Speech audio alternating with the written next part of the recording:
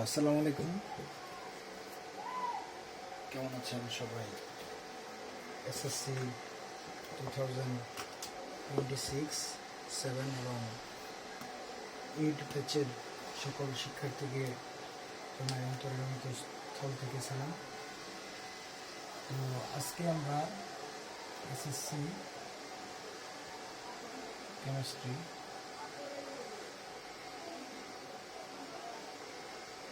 Chapter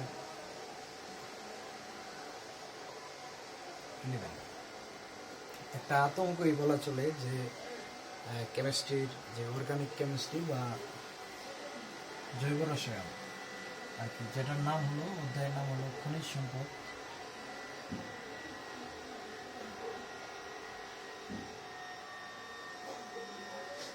জীবাশ্ম। তো এই অধ্যায়টি আসলে সকল শিক্ষার্থীর মাঝে এসএসসিতে, আমি নিজেও যখন এসএসসিতে পড়তাম তো আমার কাছে সবচেয়ে আতঙ্কের একটা অধ্যায় ছিল এটা। তো আসলে আতঙ্ক বলতে গেলে মানে ভয় আর কি, যে অধ্যায় আসলে করতে গেলে আসলে সমস্যা, মানে একটা ভয় কাজ করে যে এই অধ্যায়ে কোনো অ্যান্সার করব না, বা এই অধ্যায়ের আশা করি দেখা যাচ্ছে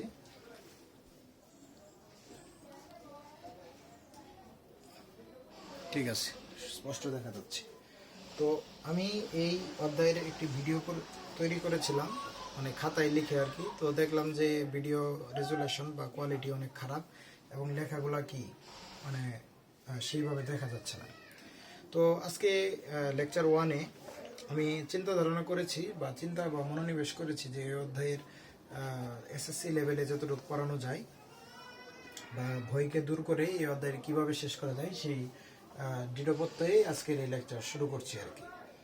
তো প্রথমেই আমি এই অধ্যায়ের আজকের যে লেকচার 1-এ এই অধ্যায়ে আমি যা পড়বো সেটা আমি লিখছি আর কি। তো এটা আমি মুছিয়ে দিলাম। তো এই অধ্যায়ে আমরা পড়বো মূলত এই অধ্যায়ে পড়বো জৈব যৌগের প্রাথমিক আলোচনা,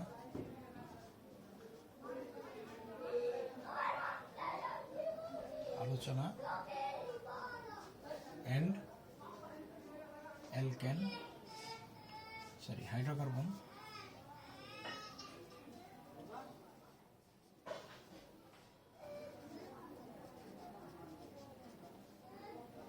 অ্যালকেন, অ্যালকিন অ্যান্ড অ্যালকাইনের নামকরণ।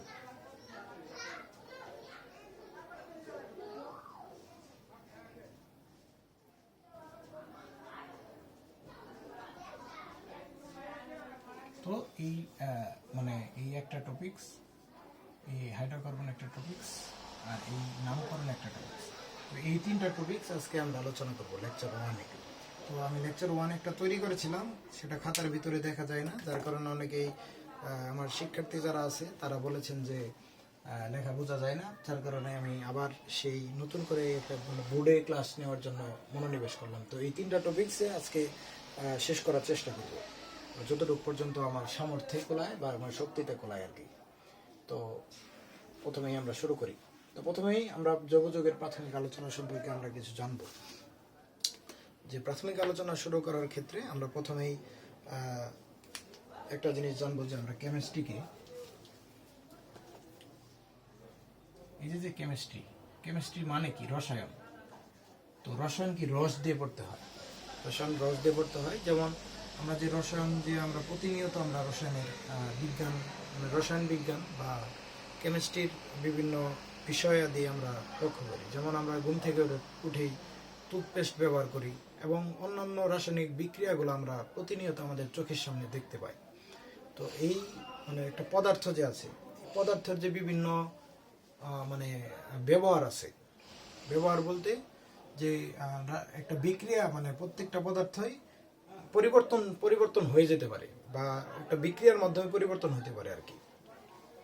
তো এই যে প্রত্যেকটা পদার্থ যে এরকম ভৌত পরিবর্তন হয়, যেমন আমরা জানি যে প্রত্যেকটা পদার্থ কি কঠিন, তরল, বায়বীয় এই তিনটা অবস্থায় থাকতে পারে, সেটা কি ভৌত পরিবর্তন। এবং প্রত্যেকটা পদার্থ যদি গাঠনিক ধর্ম চেঞ্জ হয়ে যায়, মানে নতুন কোনো উপাদানে পরিণত হয়, তখন তাকে বলে রাসায়নিক পরিবর্তন। তো এরকম প্রতিনিয়ত আমরা পৃথিবীতে লক্ষ্য করি যে এরকম ভৌত এবং রাসায়নিক পরিবর্তন কিন্তু ঘটে থাকে। তো এখন বিষয় হলো যে এই কেমিস্ট্রিকে আমরা মূলত আমরা জানলাম, এতক্ষণে জানলাম যে আসলে কেমিস্ট্রিতে কি নিয়ে আলোচনা করে। কেমিস্ট্রিতে হলো পদার্থের যে পরিবর্তন, হ্যাঁ, পদার্থ আসলে পরিবর্তন এবং তাদের ব্যবহার, হ্যাঁ, বা পরিবর্তন হওয়ার পরে নতুন যে পদার্থে পরিণত হয় সেগুলোর ব্যবহার নিয়ে আসলে কেমিস্ট্রিতে আলোচনা করা হয়। তো এই কেমিস্ট্রিকে আসলে মূলত আমরা এসএসসি লেভেলে দুইটা ভাগে ভাগ করে নিব আর কি। দুইটা ভাগে ভাগ করে নেব। একটা হলো ইনঅর্গানিক কেমিস্ট্রি,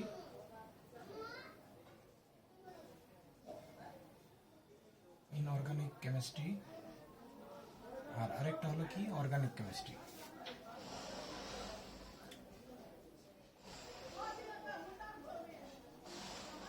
এখন বিষয় হলো যে ভাইয়া, এই ইনঅর্গানিক কেমিস্ট্রিতে আমরা কি পড়বো? ইনঅর্গানিক কেমিস্ট্রিতে আমরা পড়বো যে রসায়ন পাঠ, তারপরে রসায়নের পরমাণুর গঠন, পর্যায় সারণী, তারপর রাসায়নিক বন্ধন, তারপরে রাসায়নিক গণনা।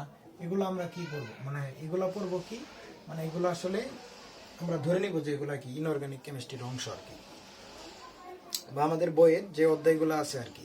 এই যে এই রসায়ন বইয়ের যে অধ্যায়গুলো আছে, যদি আমরা দেখি, যদি আমরা এই অধ্যায় আমরা খুলি, দেখবা যে এই অধ্যায়ের সারসংক্ষেপে দেখবা যে শুধুমাত্র এই অ্যাসিড ক্ষারক সমতা, তারপরে আমাদের জীবনের রসায়ন, তারপরে রাসায়নিক বিক্রিয়া, রাসায়নিক বন্ধন, পর্যায় সারণী, পদার্থের গঠন, পদার্থের অবস্থা, রসায়নের এই ধারণা, এই অধ্যায়গুলো আসলে আমরা মনে মনে চিন্তা করে নিব যে এগুলা কি ইনঅর্গানিক কেমিস্ট্রি বা অজৈব যৌগ বা অজৈব রসায়ন। কি ইনঅর্গানিক মানে কি? অজৈব রসায়ন। তার মানে অজৈব মানে কি? জীব নয়, যেগুলো আসলে কি জীব থেকে আসে না, যে সকল পদার্থগুলা বা যে সকল উপাদানগুলা আমরা জীব থেকে পাই না, এবং সেগুলা কি বিক্রিয়া কি খুব দ্রুত ঘটে, এবং সেগুলা কি খুব দ্রুত বিক্রিয়া ঘটে আর কি। আর জৈব যৌগ সেগুলা কি মূলত অর্গানিক কেমিস্ট্রি মানে কি জৈব রসায়ন, যেগুলা কি জীব থেকে যে উপাদানগুলো আসে, এবং যে কেমিক্যাল উপাদানগুলা কি জীব থেকে আসে, জীব থেকে পরিবর্তনশীল, মানে একটা বৃহৎ মানে মিলিয়ন বছর কি পরিবর্তন হয়ে জীব থেকে যে মানে যে উপাদানগুলো বা যে ইগুলো আসে আর কি, যে কেমিক্যাল প্রোডাক্টস বা যে কেমিক্যাল উপাদানগুলো আসে আর কি, সেগুলো কি অর্গানিক কেমিস্ট্রিতে। এখন ভাইয়া বিষয় হলো যে এই জৈব রসায়ন আসলে বিষয়টা হলো, বললাম যে এইটুকু পর্যন্ত ইনঅর্গানিক যেটা আমরা বুঝলাম, অর্গানিকের যে জৈব রসায়ন মেনলি আজকের যে আলোচনা সেগুলো কি এই জৈব রসায়ন নিয়ে আলোচনা বা জৈব যৌগ নিয়ে আলোচনা। তো এই জৈব যৌগ মানে আমরা নামের মধ্যে বুঝতে পারতেছি যে জৈব যৌগ মানে হলো কি জীব থেকে কোনো, জৈব মানে কি জৈব যৌগ বা জৈব রসায়ন, মানে জীব থেকে যে রসায়নে মানে যে রসায়নের উৎপত্তি হয়েছে। তো এটার ইতিহাস অথবা এই যে তোমাদের বইয়ের প্রথম দিকে কিছু কিছু লেখা আছে, যেমন পেট্রোলিয়াম, কয়লা, এগুলা কি একটা কি এগুলা কি তোমার জীবাশ্ম জ্বালানি। এখন বিষয় হলো যে তোমার অধ্যায়ের নাম কি খনিজ, প্রথমে আমি যে লিখলাম অধ্যায়ের নাম ছিল কি খনিজ সম্পদ, তারপর কি জীবাশ্ম। এখন খনিজ সম্পদটা কি আমরা জানি যে আমরা মাটির নিচ থেকে যেগুলা পাই, কি তেল পাই, তারপর কি কয়লা, তারপরে কি পাই আমরা মাটির নিচ থেকে লোহা, তারপরে কি তামা, হীরা, এগুলাকে আমরা মাটির নিচ থেকে পাই। তাহলে এই মাটির নিচ থেকে যে মানে মাটির নিচ থেকে যে তোমার বিভিন্ন মানে কি লভ্যাংশ বা লাভ, মানে অনেক দামি যে প্রোডাক্টগুলা বা অনেক মানে কি মানে দুর্লভ যে বস্তুগুলা পাই বা যে উপাদানগুলো আমরা পাই সেগুলাই কি খনিজ সম্পদ, মাটির নিচ থেকে যেগুলো পাই আর কি। তো এই হীরা, তারপরে কি তামা, এগুলা কি একটা কি খনিজ সম্পদ। এরকম মাটির নিচে বেশিরভাগ কি যে জৈব উপাদানগুলো পাওয়া যায় সেগুলো কি, তাহলে মাটির নিচে থেকে আমরা খনিজ সম্পদ পাই। তাহলে এই জৈব যৌগ যেগুলো আছে সেগুলো যেমন কয়লা, পেট্রোলিয়াম, এগুলো কি মাটির তল থেকে পাই। তাহলে এগুলো তো জীবাশ্ম জ্বালানি যেগুলো আছে সেগুলো তো মাটির নিচ থেকে উত্তোলন করা হয়। তাহলে সেগুলো কি ওয়ান কাইন্ড অফ সেই জীবাশ্ম জ্বালানোগুলা কি অন কাইন্ড অফ কি খনিজ সম্পদ। তাই জন্য এই অধ্যায়ের নাম দেওয়া হয়েছে খনিজ সম্পদ বা জীবাশ্ম জ্বালানি। এখন আসে জীবাশ্ম জ্বালানি কি। জীবাশ্ম জ্বালানি মানে তুমি হয়তোবা এটা এই বিষয়ে অবগত। জীবাশ্ম মানে কি জীবের দেহাবশেষ বা অংশ বা জীবের ভস্য অংশ। ভস্য বলতে মানে পচা অংশ আর কি। যেমন ধরেন মনে করেন যে আমরা যখন মানুষ মরে যায় আর কি, মানুষ বা কোনো কিছু পচে মাটির নিচে গিয়ে হাজার হাজার বছর পর্যন্ত এগুলা কি হয়, ভৌত এবং রাসায়নিক পরিবর্তন ঘটে। রাসায়নিক পরিবর্তন ঘটে সেগুলা কি রাসায়নিক চেঞ্জ হয়, সেগুলা কি উপাদানগুলা কি রাসায়নিকভাবে চেঞ্জ হয়ে যায়, চেঞ্জ হয়ে অন্য কোনো উপাদানে পরিণত হয় বা অন্য কোনো জৈব যৌগে পরিণত হয়, অন্য কোনো কি জৈব যৌগে পরিণত হয়। তো সেটা কি হলো যে যৌগে পরিণত, সেগুলাই কি জীবাশ্ম, মানে অন্য কোনো উপাদানে পরিণত, সেগুলো কি জীবাশ্ম আকারে থাকে। সেই জীবাশ্মের মধ্যেও মানে সেই জীবাশ্মগুলাই কি আবার জৈব যৌগ বা সেগুলোর মধ্যেও কি জৈব যৌগ থাকে। এখন বলে জীবাশ্ম জ্বালানি তো বুঝলেন যে কোনো একটা গাছপালা, যেমন আমরা কি গাছপালা যেগুলো পাতা লতা পাতা এগুলো কি মাটির নিচে তোলে, মাটির নিচে গিয়ে কি হয়, মাটির নিচে গিয়ে কি হয় মানে মাটির নিচে গিয়ে গ্যাস আকারে গ্যাস হয়ে যায় আর কি, গ্যাস বা অন্যান্য উপাদানে পরিণত হয়। সেগুলো কি পরে আবার কি অন্যান্য কাজে ব্যবহার করা হয়। ঠিক সেম ভাবে মানুষ বা প্রাণী যদি মারা যায়, প্রাণী মারা গেলে কি মাটির নিচে গিয়ে হাজার বছর কি পচে গলে বা ভৌত বা কিংবা রাসায়নিক পরিবর্তন ঘটে অন্যান্য কোনো উপাদানে পরিণত হয় এবং কি সেগুলা কি জীবাশ্ম রূপে পরিণত হয়। এবং এই জীবাশ্মগুলোর মধ্যে বিভিন্ন কি জৈব যৌগ থাকে। কিরকম থাকে, যেমন কয়লা, পেট্রোলিয়াম এগুলো অন্যান্য উপাদানে পরিণত হয় আর কি। তো এখন আপাতত প্রাথমিক হিসাবে তো বুঝলেন যে আসলে জৈব যৌগ বা জীবাশ্মটা মূলত জীবাশ্মটা কি সেটা বুঝলাম, যে আসলে এই ভৌত পরিবর্তনটা কি। আমরা যে বললাম কিছুক্ষণ আগে বললাম যে ভৌত বা রাসায়নিক পরিবর্তন ঘটে। এখন ভৌত পরিবর্তনগুলো বলতে বোঝানো হয়েছে যে ভৌত পরিবর্তন বলতে আমি যেটা বললাম যে আমরা তো জানি যে একটা যে কোনো বস্তু তিনটা অবস্থায় থাকতে পারে। সেটা কি কঠিন অবস্থায় থাকতে পারে। এখন আমরা কঠিনকে যদি আমরা তাপ দেই বা এরকম আমরা ডেল দ্বারা কি তাপ বোঝাই, তাহলে এই কঠিন বস্তুকে যদি আমরা তাপ দেই বা শক্তি প্রদান করি বা তাপ দেই, তখন কি এটা কি তরলে পরিণত হয়। এবং তরলকে যদি আমরা তাপ দেই তাহলে সেটা কি গ্যাসীয় বা বায়বীয়তে পরিণত হয়। তাহলে এই বস্তুটা কঠিন থেকে তরল থেকে বায়বীয়, এবং তারপরে আরো তাপ দিলে সেটা কি প্লাজমা অবস্থায় পরিণত হয়। তাহলে এই যে পরিবর্তন সেটা কি ভৌত পরিবর্তন। মানে এটা কি কঠিনটার যেমন অন কাইন্ড অফ এরকম যে আমরা যদি কোনো যদি কঠিন পানিকে, যেমন ধরো লিকুইড পানিকে যদি সলিড পানিকে যদি আমরা তাপ দিই, সেটা কি লিকুইড পানিতে পরিণত হবে। এবং তারকে যদি তাপ দিই তাহলে আমরা গ্যাসিয়াস বা H2O গ্যাসিয়াস যে আসে জলীয় বাষ্প, সে জলীয় বাষ্প পরিণত হবে। ঠিক সেম ভাবে রাসায়নিক পরিবর্তন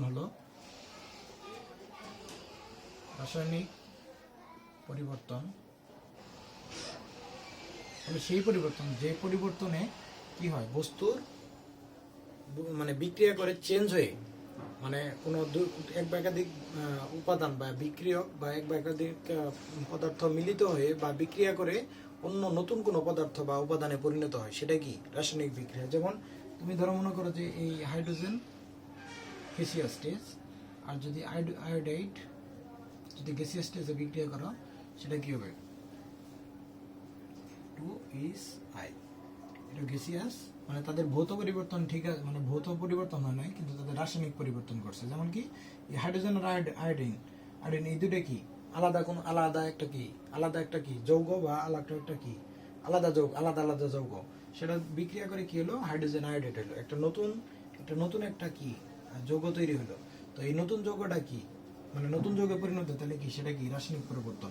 এরকম ভৌত এবং রাসায়নিক পরিবর্তন বিভিন্ন মাটির নিচে যে আপনার বিভিন্ন গাছপালা এবং কি মানুষ বা অন্যান্য প্রাণী যেগুলো মৃত্যুবরণ করে মাটির নিচে হাজার বছর মিলিয়ন বছর পর্যন্ত থেকে বা বিভিন্ন ধ্বংসাবশেষ বা জীবের দেহাবশেষ কি হয় মাটির নিচে গিয়ে হাজার বছর পরিবর্তন, মানে বিভিন্ন ভৌত এবং রাসায়নিক পরিবর্তন হয়ে সেগুলো কি জীবাশ্ম জ্বালানিতে পরিণত হয়।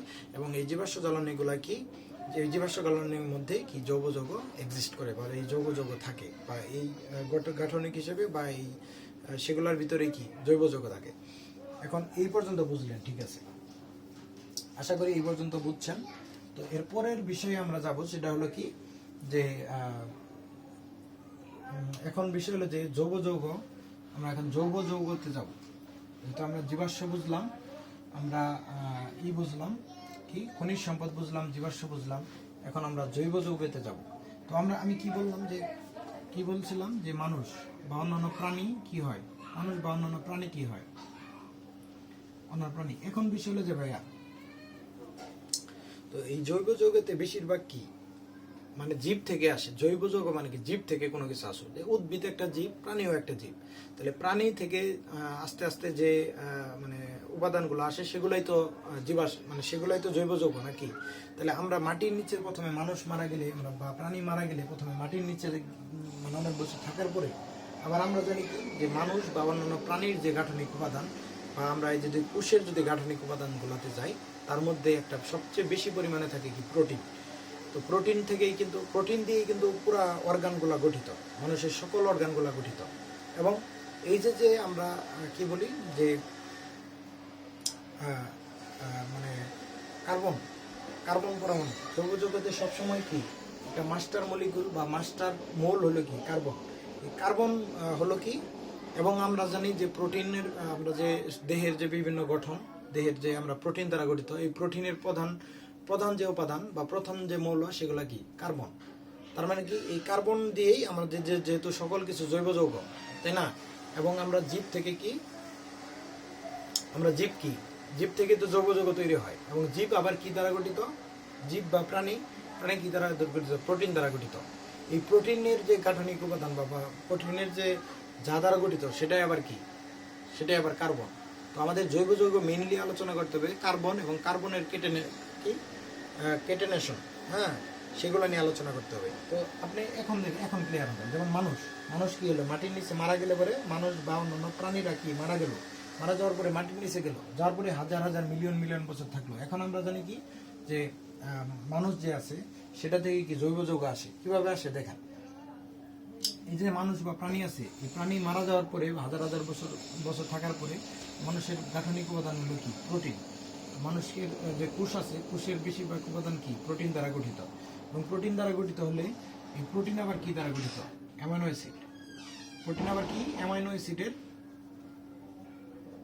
অ্যাসিডের পলিমার। প্রোটিন আবার হলো কি অ্যামাইনো অ্যাসিডের পলিমার। এবং প্রোটিন যেহেতু অ্যামাইনো অ্যাসিডের পলিমার, এবং এই অ্যামাইনো অ্যাসিড যে আছে তার মানে এরকম এক বা একাধিক অ্যামাইনো অ্যাসিড, এ দ্বারা আমি বুঝাইলাম অ্যামাইনো অ্যাসিড, তার মানে এরকম এক বা একাধিক অ্যামাইনো অ্যাসিড পলিমার আকারে গঠিত হয়ে কি গঠিত হয়, প্রোটিন গঠিত হয়। এখন এই অ্যামাইনো অ্যাসিডটা কি,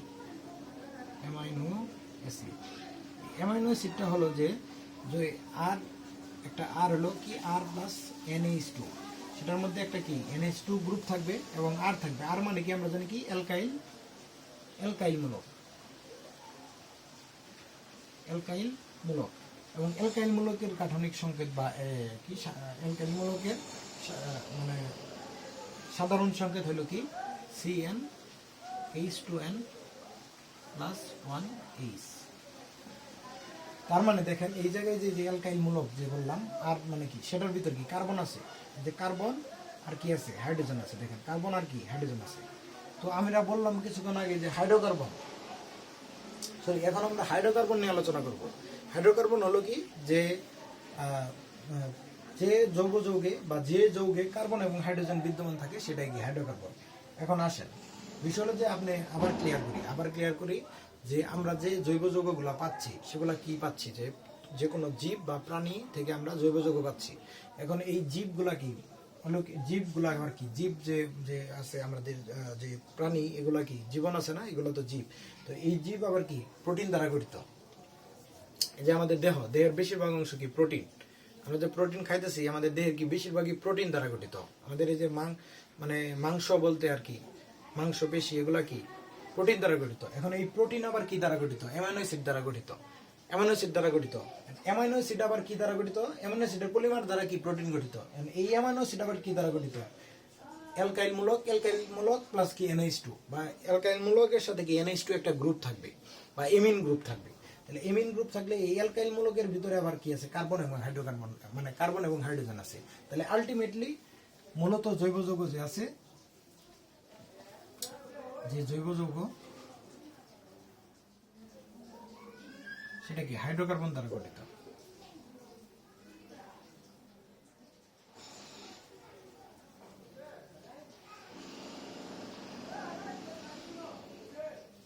তাহলে এই হাইড্রোকার্বন, তাহলে আমাদের মেইনলি এখন পড়াশোনা হলো কি হাইড্রোকার্বন। আমার কথা অবশ্য বুঝতে পারছেন। আমি আবার রিক্যাপ করি যে আমরা কি মানে জৈব যৌগ কোন জায়গা থেকে আসে? মানুষের জীব থেকে আসে। জীব কি? মানুষ, পশু পাখি, এগুলা কি জীব।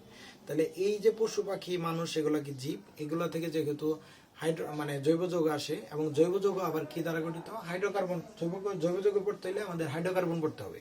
তাহলে হাইড্রোকার্বন আসলে কি সেটা আমাদের জানতে হলে আমাদের এটা জানতে হবে যে মানুষ বা পশু পাখি যে আছে সেগুলা কি, যেহেতু জীব থেকে আসে। জীবের গাঠনিক উপাদান হলো কি, মানুষ বা যে কোনো কিছু, আমাদের মাংস যে আছে সেগুলো কি বেশিরভাগই প্রোটিন দ্বারা গঠিত। এবং এই প্রোটিনগুলো আবার কি দ্বারা গঠিত? অ্যামাইনো অ্যাসিড, এক ভাগে কি অ্যামাইনো অ্যাসিডের পলিমার। অ্যামাইনো অ্যাসিডের ভিতরে আবার কি, ভিতরে কি হাইড্রোকার্বন আছে, যেমন কি কার্বন এবং হাইড্রোজেন আছে। এখন আমাদের খেলা শুরু হবে হাইড্রোকার্বন নিয়ে। তার মানে এই পর্যন্ত বোঝা গেল। তার মানে আমরা মানে আলটিমেটলি আমরা বুঝতে পারলাম যে জৈব যৌগ আসলে কি দ্বারা গঠিত। মানুষের যে মানুষ মারা গেলে পরে মেইনলি যে যা দ্বারা জৈব যৌগ গঠিত হয় সেটা কি হাইড্রোকার্বন। এখন আমাদের হাইড্রোকার্বন নিয়ে পড়াশোনা করতে হবে। তো এই যে আমরা বইয়ের, আশা করি দেখা যাচ্ছে, ঠিক আছে, অলরেডি 21 মিনিট চলে গেছে। তো এই যে এসএসসি জেনারেল, এসএসসি যে কেমিস্ট্রি বইটা আছে, এই বইয়ের যে খনিজ সম্পদ অধ্যায়ের যে অধ্যায়ে দেখতে পাচ্ছেন যে একটা অবশ্য দেখা যাচ্ছে একটা মানে এই জীবের যে ভস্য অংশ বা পচা অংশ, যেমন পচে গিয়ে এটা কি হয়েছে, মাটির নিচে থেকে অনেক বছর, মিলিয়ন মিলিয়ন বছর থেকে এরকম একটা স্ট্রাকচার গঠন হচ্ছে। এগুলা কি কিন্তু ভৌত এবং রাসায়নিক পরিবর্তন হয়ে অন্যান্য জীবাশ্ম রূপে পরিণত হয়। এই বিষয়ে কিছু লেখা আছে এই প্রথম অধ্যায়ে, এবং হাইড্রোকার্বন সম্পর্কে কিছু লেখা আছে। এটুক পর্যন্ত প্রাথমিকভাবে আপনারা বুঝতে পারবেন, রিডিং করলে বুঝতে পারবেন। তো তারপরে গিয়ে কিছু পড়াশোনা আছে যেগুলো কি জীবাশ্ম জ্বালানি সম্পর্কে কিছু আছে। জীবাশ্ম জ্বালানিটা একটু পড়ে নেবেন। তারপরে কি আছে প্রাকৃতিক গ্যাস, এবং প্রাকৃতিক গ্যাস যেগুলো আছে সেগুলোও কি ওয়ান কাইন্ড অফ কি হাইড্রোকার্বন। এখন এই প্রাকৃতিক গ্যাসও তো কি একটা জৈব যৌগ না, বা হাইড্রোকার্বন বা জৈব যৌগ। তো এগুলো আসলে কিভাবে উত্তোলন করা হয়, কিভাবে কত ডিগ্রি সেলসিয়াসে আলাদা করা হয়, সেগুলো কি একটা মুখস্থের বিষয়, এগুলো পড়ার দরকার নেই। তো মেইনলি আমাদের আলোচনা এগুলো কি মুখস্থের বিষয়। তো মেইনলি আমাদের আলোচনা হবে এই যে হাইড্রোকার্বন, দেখছেন এই যে হাইড্রোকার্বন।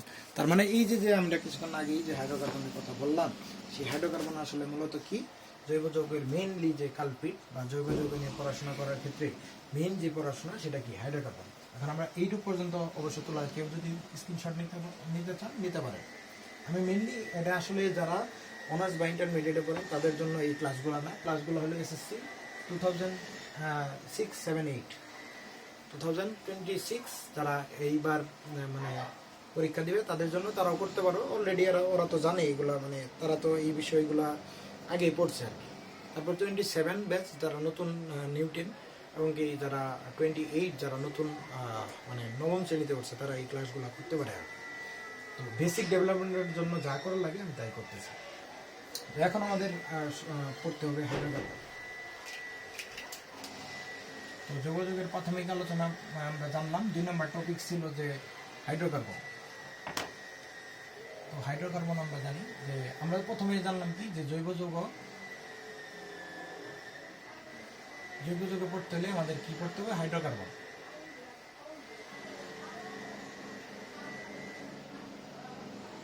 এখন হাইড্রোকার্বন আমরা জানি যে হাইড্রোকার্বন মানে কি, যে কার্বন প্লাস কি হাইড্রোজেন।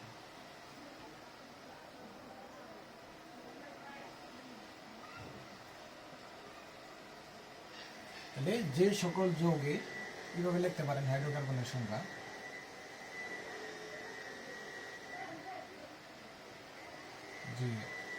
যে সকল জৈব যৌগে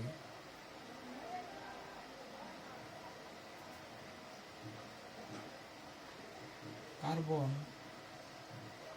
ও হাইড্রোজেন বিদ্যমান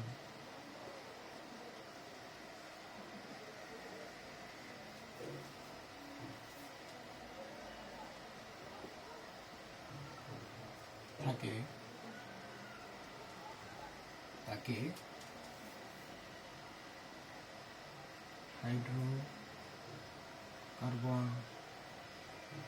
বলে। তো বুঝতে পারছেন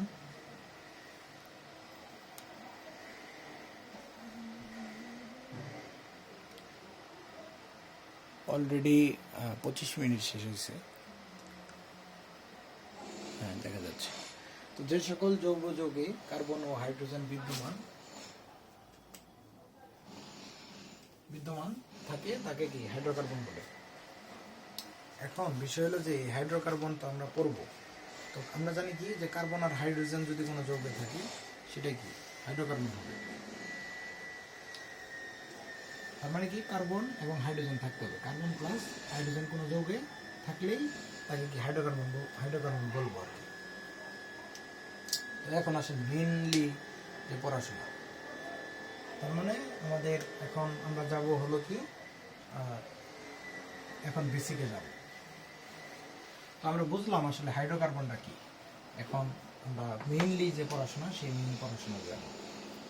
বিষয় হলো যে আমরা যে 118টা মৌল আমরা পড়াশোনা করেছি, 118টি মৌল আবিষ্কৃত 118টি মৌল আবিষ্কৃত 118টি মৌল।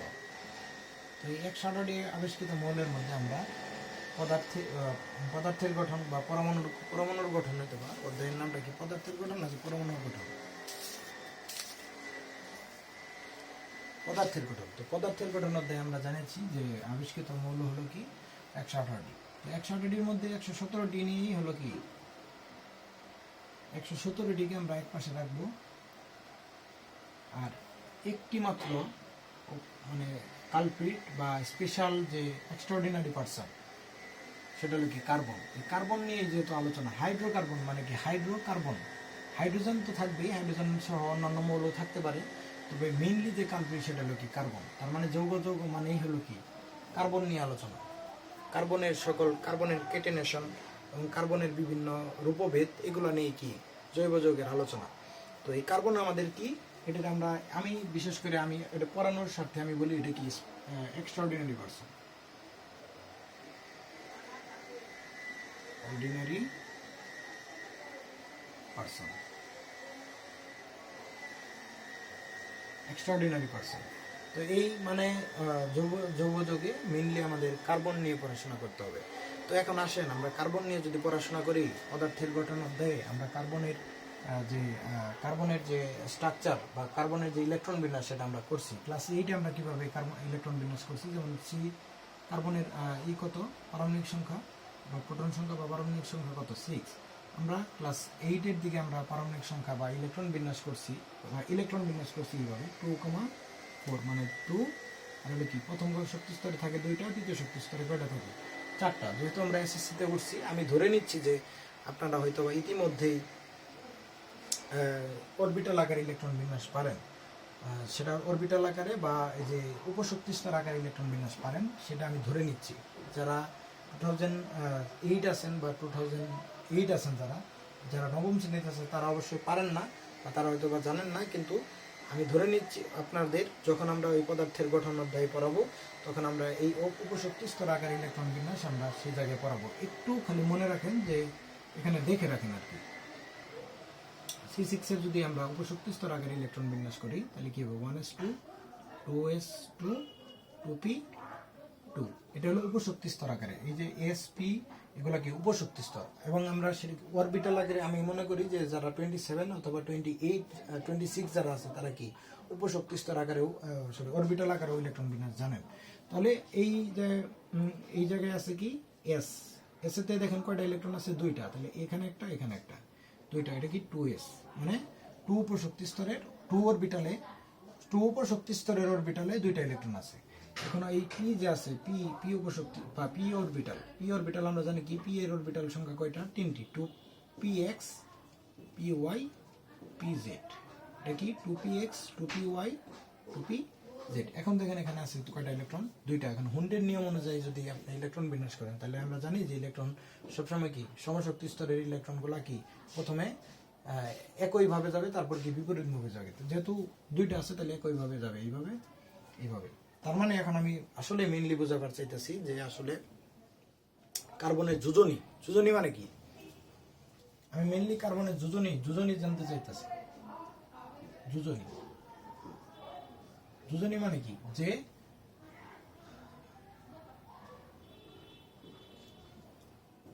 ক্ষমতা হাত মানে প্রত্যেকটা যোজনী মানে হলো কি যে মানে একজনের মানে কয়টা হাত ধরার ক্ষমতা। আবার বলি যে আমি এটা আগে বলে নিই যে অধাতুর ক্ষেত্রে যোজনী হলো কি, অধাতুর ক্ষেত্রে যে শেষ কক্ষপথের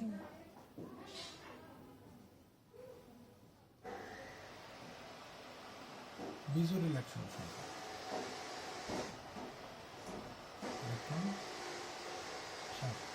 সেটাই কি অধাতুর ক্ষেত্রে যোজনী সমান কি,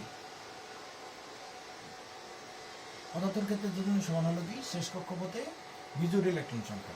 তাহলে দেখেন এটা কি আর মেইনলি যে মানে কি যোজনী মানে হলো যে মানে তার ইলেকট্রন সরি মানে তার হলো কি সম্পর্ক স্থাপনের ক্ষমতা বা তার ধরার ক্ষমতা।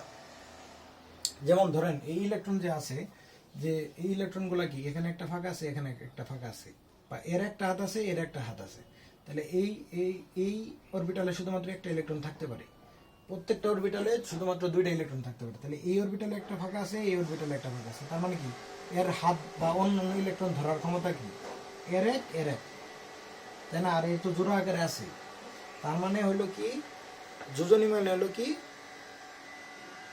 ইলেকট্রন কি মানে কি মানে কোনো হাত ধরার ক্ষমতা, মানে তার কয়টা মানে ইলেকট্রন সে ধরতে পারবে, সেই ধরার ক্ষমতাই হলো কি যোজনী। তো আমি যোজনী সম্পর্কে আরেকটু যদি ভালো করে মানে এর থেকে ভালো আর আমি আর কি বলবো, যে একটা পরমাণুর অন্য পরমাণু মানে অন্য পরমাণুর ইলেকট্রন ধরার ক্ষমতা, বা ধরেন এটা ধরেন একটা হাত, এটার একটা হাত, তাহলে সে একটা ইলেকট্রনই ধরতে পারবে, এটা একটা ধরতে পারবে, এটা একটা মানে দুইটা ধরতে পারবে আর কি, তার হাত দুইটা ফাঁকা, এক কথায় তার দুইটা হাত ফাঁকা, তার মানে সে দুইটা ইয়ের সাথে বন্ধন করতে পারবে, মানে সমযোজী বন্ধন করতে পারবে। তার মানে কোনো পরমাণুর কোনো ইলেকট্রন ধরার ক্ষমতা, যতগুলো ইলেকট্রন সে ধরতে পারবে বা তাদের মধ্যে কি বন্ধন গঠন করতে পারবে, সেই ক্ষমতাকে কি বলে, সেই ক্ষমতাকে বলে কি যোজনী।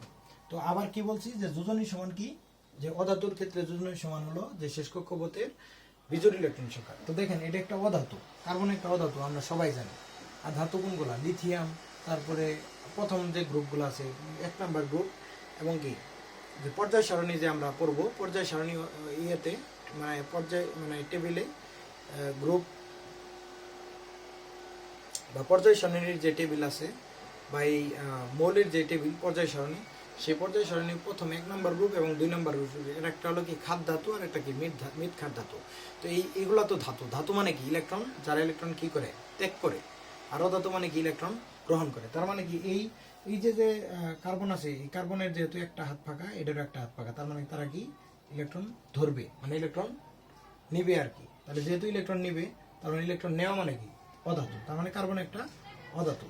এবং শেষ কক্ষপথে দুইটা বিজোড় ইলেকট্রন, দেখেন এই জায়গায় কার্বনের বিজোড় ইলেকট্রন কয়টা, এটা তো জোড়া আকারে আছে, তাহলে এটা তো 2 নাম্বারটা, এটা কি 2 নাম্বার শক্তি স্তর বা 2 নাম্বার উপশক্তি স্তরে বা 2 নাম্বার উপশক্তি স্তরের অরবিটালে দুইটা ইলেকট্রন বিজোড় ইলেকট্রন, দেখেন এই যে একটা দুইটা। তো তার মানে কার্বনের যোজনী কত, মানে সাধারণত কার্বনের যোজনী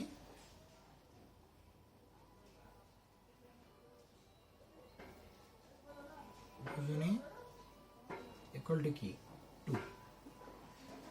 তো দেখেন এই কার্বনের যোজনী 2, সেটা কি সবসময় কি অজৈব যৌগে বা ই যৌগে। আর মেইনলি মনে রাখবেন যে কার্বনের যোজনী সবসময় কি 4 হয়, অর্গানিক কেমিস্ট্রিতে কার্বনের যোজনী সবসময় 4 হয়, এটা একটু মাথায় রাখেন যে অর্গানিক কেমিস্ট্রিতে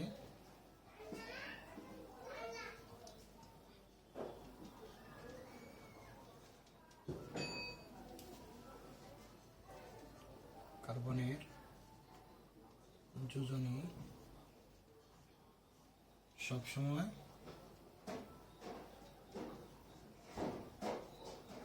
4 হয়।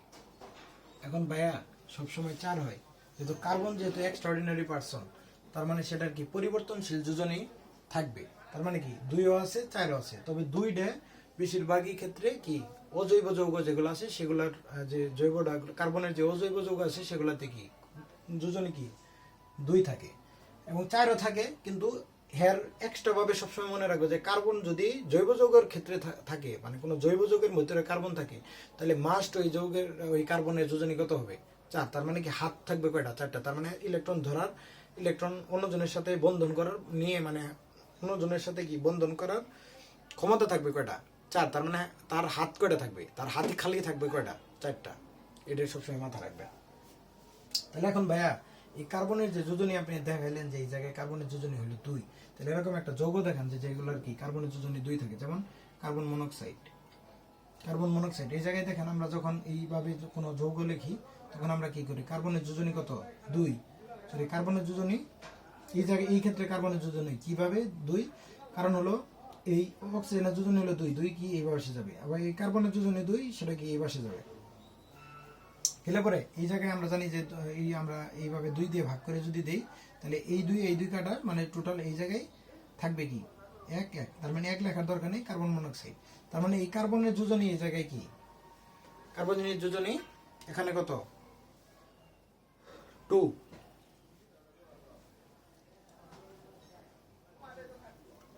কার্বনের যোজনী এই জায়গায় কত,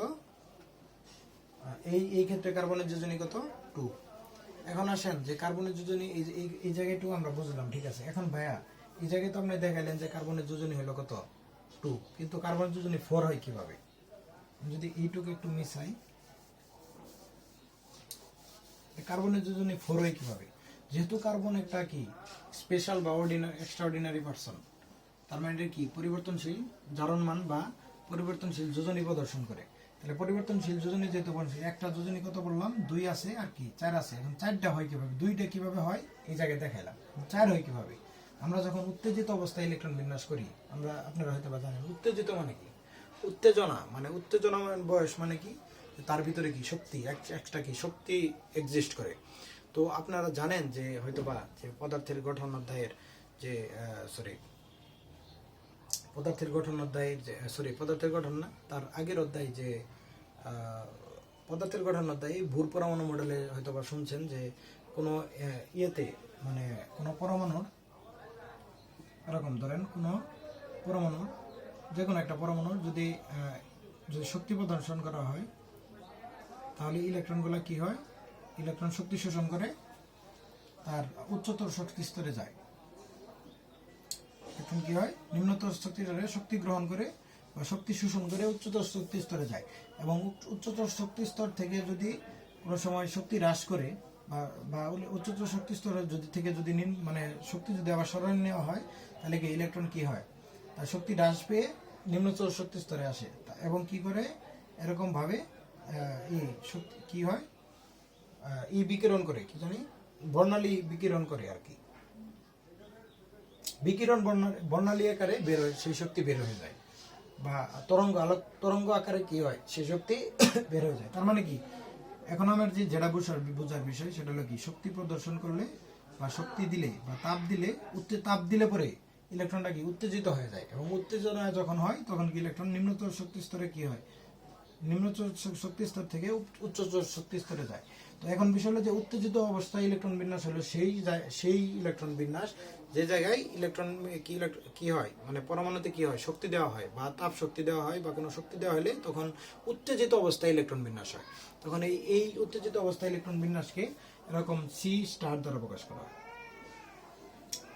একবার উত্তেজিত হলে, আমি ধরে নিলাম যে একবার উত্তেজিত হলো, তাহলে 6। তাহলে এটাকে যদি প্রথমে আমরা যদি অরবিটাল আকারে ইলেকট্রন বিন্যাস করি 1s2 2s2 2p2, ঠিক আছে 2p2 2p2 এটা ইলেকট্রন বিন্যাস, ঠিক আছে। এখন উত্তেজিত অবস্থায় অরবিটাল আকারে লিখি, দেখেন এই জায়গায় আছে কয়টা 2টা, এটা কি 2s, আর এই জায়গায় ছিল কয়টা সমশক্তি স্তরে 2px 2py 2pz,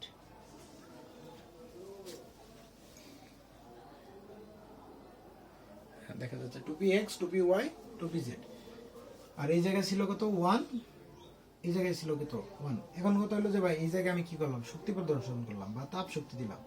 তাপ শক্তি দিলে দেখেন যে এই জায়গায় যে ইলেকট্রনটা আছে শক্তি কি হয়, নিম্ন শক্তি স্তরে উচ্চ শক্তি স্তরে যায়। তার মানে এই যে দুইটা বন্ধন ছিল, দুইটা মানে দুইজন একসাথে ছিল, তাহলে এই জোড়া ভেঙে, তার মানে আপনি একটা জিনিস লক্ষ্য করেন।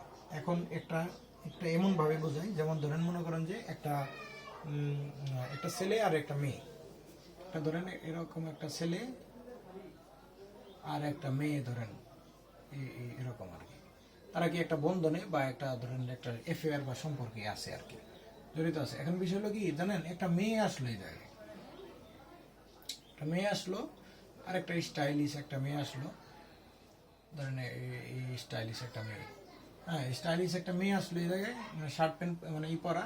তো এই ছেলেটা কি হলো জানেন, এই মেয়ের প্রতি একটা আকর্ষণ হইলো।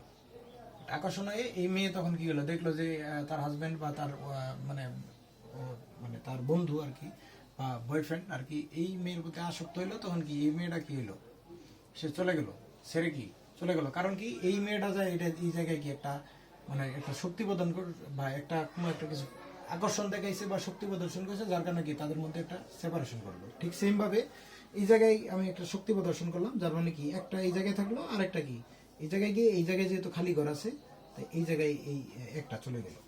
তাহলে এই জায়গায় কিন্তু একটা থাকলো, এই জায়গায় একটা থাকলো, এই জায়গায় একটা থাকলো, আরেকটা এই জায়গায় চলে গেল। তাহলে এই জায়গায় বিজোড় ইলেকট্রন, আমরা কি বলছিলাম যে শেষ কক্ষপথে অধাতুর ক্ষেত্রে শেষ কক্ষপথে বিজোড় ইলেকট্রন সংখ্যা কি, তার যোজনী, তার মানে উত্তেজিত অবস্থায় কার্বনের যোজনী কত, এটা এই জায়গায় চলে গেল। তাহলে এইটুকের মধ্যে কয়টা বিজোড় ইলেকট্রন কয়টা আছে, 4টা। তার মানে কি কার্বনের যোজনী কত হলো 4। তার মানে উত্তেজিত অবস্থায় উত্তেজিত ইলেকট্রন বিন্যাসে কার্বনের যোজনী কত 4। তো বুঝতে পারছেন? তো এই উত্তেজিত অবস্থায় যে কার্বন আছে সেই কার্বনে কি অর্গানিক কেমিস্ট্রিতে প্রত্যেকটা পরমাণুর মানে প্রত্যেকটা যৌগের ভিতরে উত্তেজিত অবস্থায় যে কার্বনের ইলেকট্রন বিন্যাস, তাহলে সেই যোজনী 4 হয়। তো প্রত্যেকটা জৈব যৌগেই এই কার্বনের যে বৈশিষ্ট্য সেটা কি এক্সট্রাঅর্ডিনারি যে বৈশিষ্ট্য, সেই বৈশিষ্ট্য প্রকাশ করে কি যোজনী কি 4 প্রকাশ করে। তো আশা করি এই পর্যন্ত বুঝছেন। তারপরে আমরা তারপরে যাই। এখন আমরা তো বুঝলাম যে সবসময় মনে রাখবেন কি অর্গানিক কেমিস্ট্রিতে কার্বনের যোজনী কি সবসময় 4 থাকবে। তো এইটুক পর্যন্ত হয়তো বা বোঝা শেষ। তো চলেন এখন আমরা তারপরে আরেকটু পড়াশোনা করি। এখন আমরা জানি যে এই যে আমরা বইয়ের ভিতরে লেখা আছে যে মুক্ত শিকল, বদ্ধ শিকল, মুক্ত শিকল হাইড্রোকার্বন, সম্পৃক্ত মুক্ত শিকল হাইড্রোকার্বন, অসম্পৃক্ত, এগুলো আসলে পড়ার সেইভাবে দরকার নাই। তবে একটু এইভাবে পড়বেন, যেমন আমরা হাইড্রোকার্বনকে মূলত 2 ভাগে ভাগ করা হয়। এখন আসেন হাইড্রোকার্বনের প্রকারভেদ। হাইড্রোকার্বনকে 2 ভাগে ভাগ করা হয়, একটা কি এলিফেটিক, একটা কি এলিফেটিক আর একটি অ্যারোমেটিক।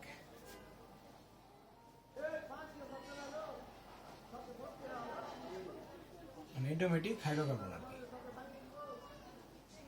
এখন এই এলিফেটিক হাইড্রোকার্বন, যে অ্যারোমেটিক যে হাইড্রোকার্বন আছে সেটা ইন্টারমিডিয়েটে সবচেয়ে ভালো করে পড়ানো আছে। তো এই সামান্য কিছু এই ইয়েতে আলোচনা করা আছে যে কার্বন কার্বন একান্তর দ্বিবন্ধন থাকে, তারপরে কি গন্ধ দুর্গন্ধযুক্ত আর কি বা একটা ঘ্রাণ থাকে এরকম কিছু, সেটা কি অ্যারোমেটিক হাইড্রোকার্বন। আর এলিফেটিক হাইড্রোকার্বন যেগুলো কি চর্বিজাত যেগুলো আছে সেগুলো কি এলিফেটিক হাইড্রোকার্বন। তো এই এলিফেটিক হাইড্রোকার্বন নিয়ে আমাদের মূলত আলোচনা। তো আপনি এত কিছু মুক্ত বদ্ধ এগুলো না পড়ে, মানে মুক্ত মানে হলো একটা চেইন আকারে, মানে এরকম চেইন আর কি, CH3 CH2 CH3 এরকম মানে চেইন আর কি। আর যদি বদ্ধ বলেন তাহলে যেরকম আর কি CH2 CH2 CH2, তার মানে এটাও একটা চেইন কিন্তু বদ্ধ চেইন। মানে এই 3টা চেইনকে আমরা একত্র করে একটা বদ্ধ, মানে এটা হলো মুক্ত শিকল আর এটা হলো বদ্ধ শিকল। এখন আসেন সম্পৃক্ত। এখন এই আমি এটা পরে যাইতাছি, মানে এই মানে সম্পৃক্ত অসম্পৃক্ত এগুলা আসলে আগে জানতে হবে, তারপরে কি যে মুক্ত সম্পৃক্ত মুক্ত শিকল, অসম্পৃক্ত মুক্ত শিকল এগুলা পরে বুঝতে হবে। তো আগে মেইনলি এলিফেটিক হাইড্রোকার্বনকে আসলে 2 ভাগে ভাগ করা হয়, একটা কি সম্পৃক্ত হাইড্রোকার্বন সম্পৃক্ত হাইড্রোকার্বন, আরেকটা কি অসম্পৃক্ত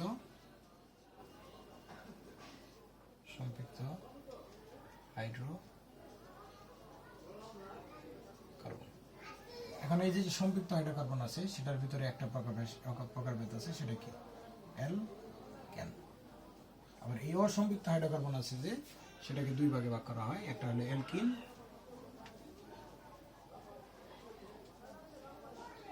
একটা হলো গিয়ে অ্যালকাইন।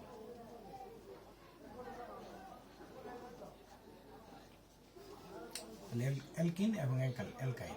তো এখন আসলে আমাদের সম্পৃক্ত হাইড্রোকার্বন এবং অসম্পৃক্ত হাইড্রোকার্বন এর সংজ্ঞা জানতে হবে। তো সম্পৃক্ত হাইড্রোকার্বন কাকে বলে? সম্পৃক্ত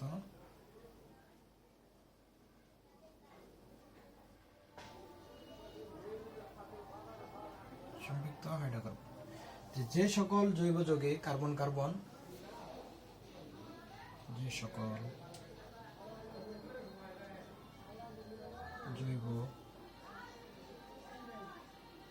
জৈব যৌগে কার্বন কার্বন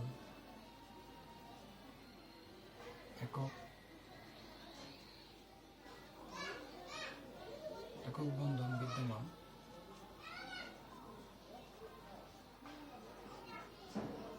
থাকে তাকে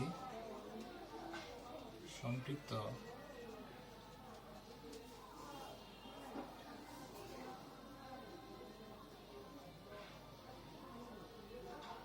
হাইড্রোকার্বন বলে। এখন যেহেতু সম্পৃক্ত হাইড্রোকার্বনের একটা প্রকার হলো কি অ্যালকেন, তার মানে কি এই যে সকল মানে কি অ্যালকেনের মধ্যেও কি সেম কার্বন কার্বন একক বন্ধন বিদ্যমান থাকবে। আরেকটা বিষয় হলো যে সম্পৃক্ত হাইড্রোকার্বন মানে কি শক্তিশালী বন্ধন। কি সম্পৃক্ত মানে কি শক্তিশালী।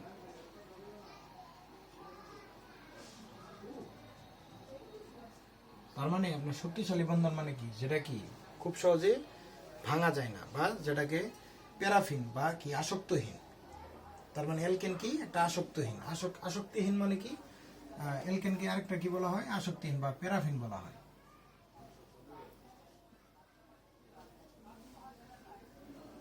বা প্যারাফিন অর্থ কি আসক্তহীন।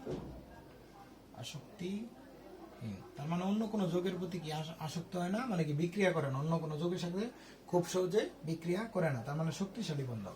তার মানে এই সম্পৃক্ত মানে কি মানে স্যাটিসফাইড মানে আপনি মনে করেন যে আপনি আপনার জীবন নিয়ে স্যাটিসফাইড, মানে আপনি আপনার নিজস্ব পার্সোনাল যে জীবন আছে সেই জীবন নিয়ে আপনি কি স্যাটিসফাইড, মানে আপনি আর অন্য কোনো কিছু চান না জীবনে, আর আপনার কোনো চাওয়া পাওয়া নাই, বা অন্য কোনো কিছু দিলেও আপনার সেটা নেওয়ার মতো গ্রাহ্য নাই, বা সেগুলো কি নেওয়ার মতো মানে ইচ্ছা নাই আর কি। তার মানে আপনি স্যাটিসফাইড আর কি। তার মানে আপনার যে বন্ধন, আপনার যেমন আপনি ধরেন আপনার ওয়াইফ, আপনি ধরেন কেউ বিয়ে করছে আর কি, বিয়ে করলে সে তার ওয়াইফকে নিয়ে কি স্যাটিসফাইড। সে আর চাইবে না যে অন্য কোনো মেয়ের প্রতি আসক্তি বা অন্য কোনো আদার্স কোনো ইয়েতে আসক্তি তার থাকবে না। হ্যাঁ, সেটাই হলো কি স্যাটিসফ্যাকশন মানে স্যাটিসফাইড আর কি। সে তার ওয়াইফকে নিয়ে স্যাটিসফাইড। তার মানে কি তার বন্ধনটা কি দৃঢ় বন্ধন, মানে কি শক্তিশালী বন্ধন। আর অসম্পৃক্ত মানে কি,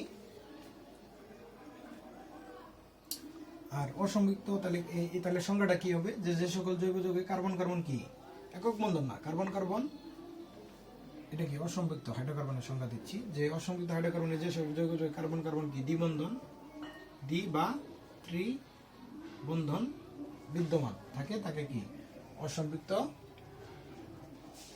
কি হাইড্রোকার্বন বলে। এবং এই হাইড্রোকার্বন, এই যে অসম্পৃক্ত হাইড্রোকার্বন সেগুলো কি শক্তিশালী নয়। তার মানে কি দুর্বল বন্ধন, কি যেগুলোর মধ্যে কি বন্ধন বিন্দু থাকে, দুর্বল বন্ধন বিদ্যমান থাকে, এবং কি তারা কি স্যাটিসফাইড না। তার মানে কি যে দ্বিবন্ধন এবং ত্রিবন্ধন আছে এবং তাদের মধ্যে স্যাটিসফ্যাকশন নাই, মানে কি যেমন এই যে ঠিক সেম ভাবে আগে যেভাবে বললাম আর কি, যে তার আসলে একটা বউ দিয়ে চলে না, বা মানে ওইভাবে বললে নেই, মানে তারা আসলে মানে বহু নারীতে আসক্ত এরকম আর কি, মানে কি সে মানে ওরকম টাইপের আর কি, ওরকম টাইপের লোক আর কি। যেমন মনে করো যে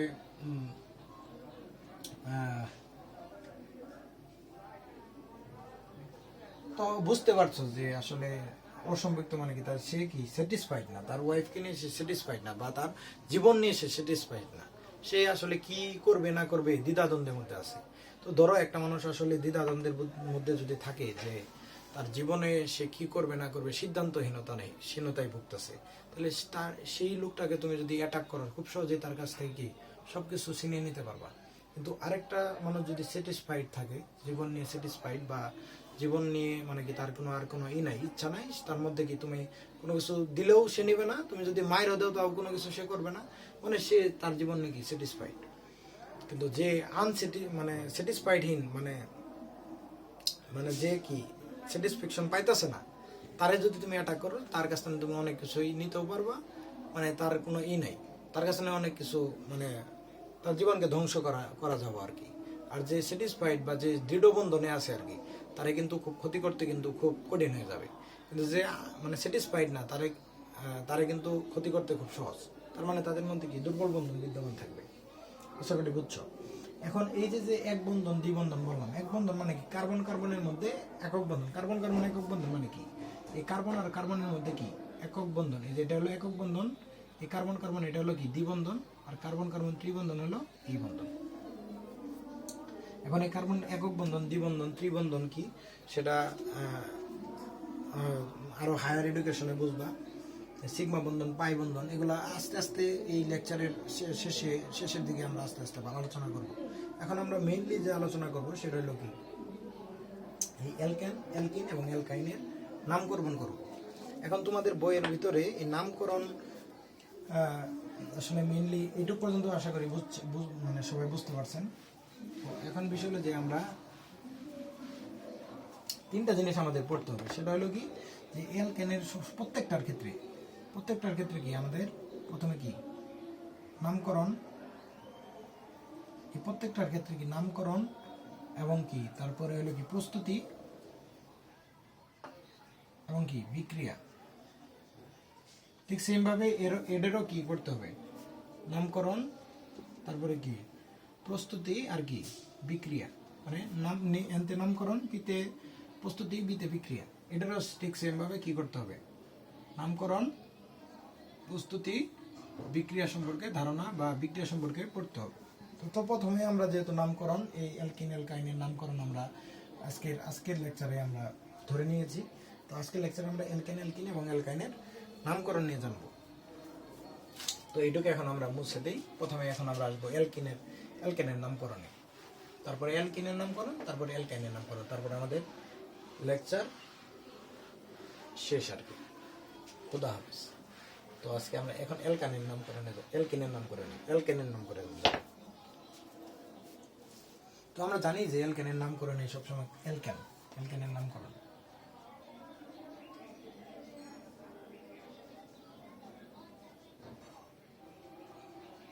অ্যালকেনের নামকরণ, এখন অ্যালকেনের নামকরণ, তার মানে আমরা জানি যে সকল হাইড্রোকার্বনে কার্বন অনুবন্ধন একক বন্ধন বিদ্যমান তাকে কি অ্যালকেনও বলা যায়, কারণ কি অ্যালকেন এক প্রকার কি সম্পৃক্ত হাইড্রোকার্বন। তার মানে এই অ্যালকেনের যে সাধারণ সংকেত আছে,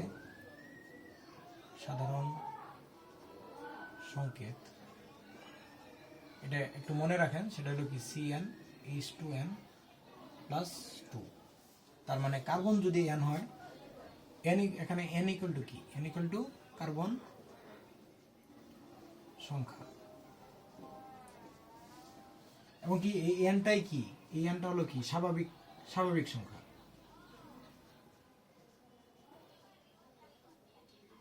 আমরা জানি কি স্বাভাবিক সংখ্যা সেগুলো কি কি, যেমন 1 2 3 4 5 6 7 8 এরকম।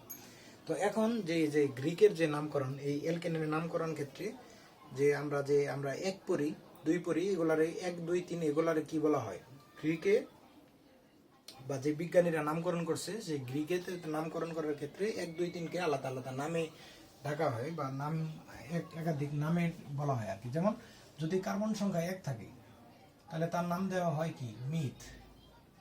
এটা ভাই এই মিথ কেন দেওয়া হলো, এই কোশ্চেন যদি করো ভাই, এই কোশ্চেন আসলে ধরো আমার নাম রাকিব, আমার বাপ মাই রাখছে, বা আমার ফুবু বা যে কেউ একজন রাখছে, তাহলে এই রাকিবটা আসলে কেন রাখছে, এটা কি কোনো কোশ্চেনের মানে হয়? এটা তো কোশ্চেনের মানে হয় না। ভাই এই মানে মিথ এটা একটা কি গ্রিক ওয়ার্ড। এখন বিজ্ঞানীদের মনে চাইছে যে এক যে আছে কার্বন সংখ্যা এক থাকলে এটার নাম কি আমরা দেব মিথ। যদি কার্বন সংখ্যা দুই হয় তাহলে তার নাম দেব কি ইথ, 3 হলে প্রোপ, 4 হলে বিউট। তাহলে এই 3-4 তোমার নাম কি জন্য রাকিব রাখলো, কি জন্য সাকিব রাখলো, এটার কোশ্চেনের তো মানে হয় না। ঠিক সেম ভাবে এই কার্বন 1 হইলে সেটা কি মিথ। যদি 2 হয় কার্বন সংখ্যা যদি 2 হয় তাহলে কি হবে, নাম হবে কি ইথ। যদি 3 হয়, আমি আর লিখলাম না, 3 হলে কি প্রোপ, 4 হলে বিউট, 5 হলে প্যান্ট,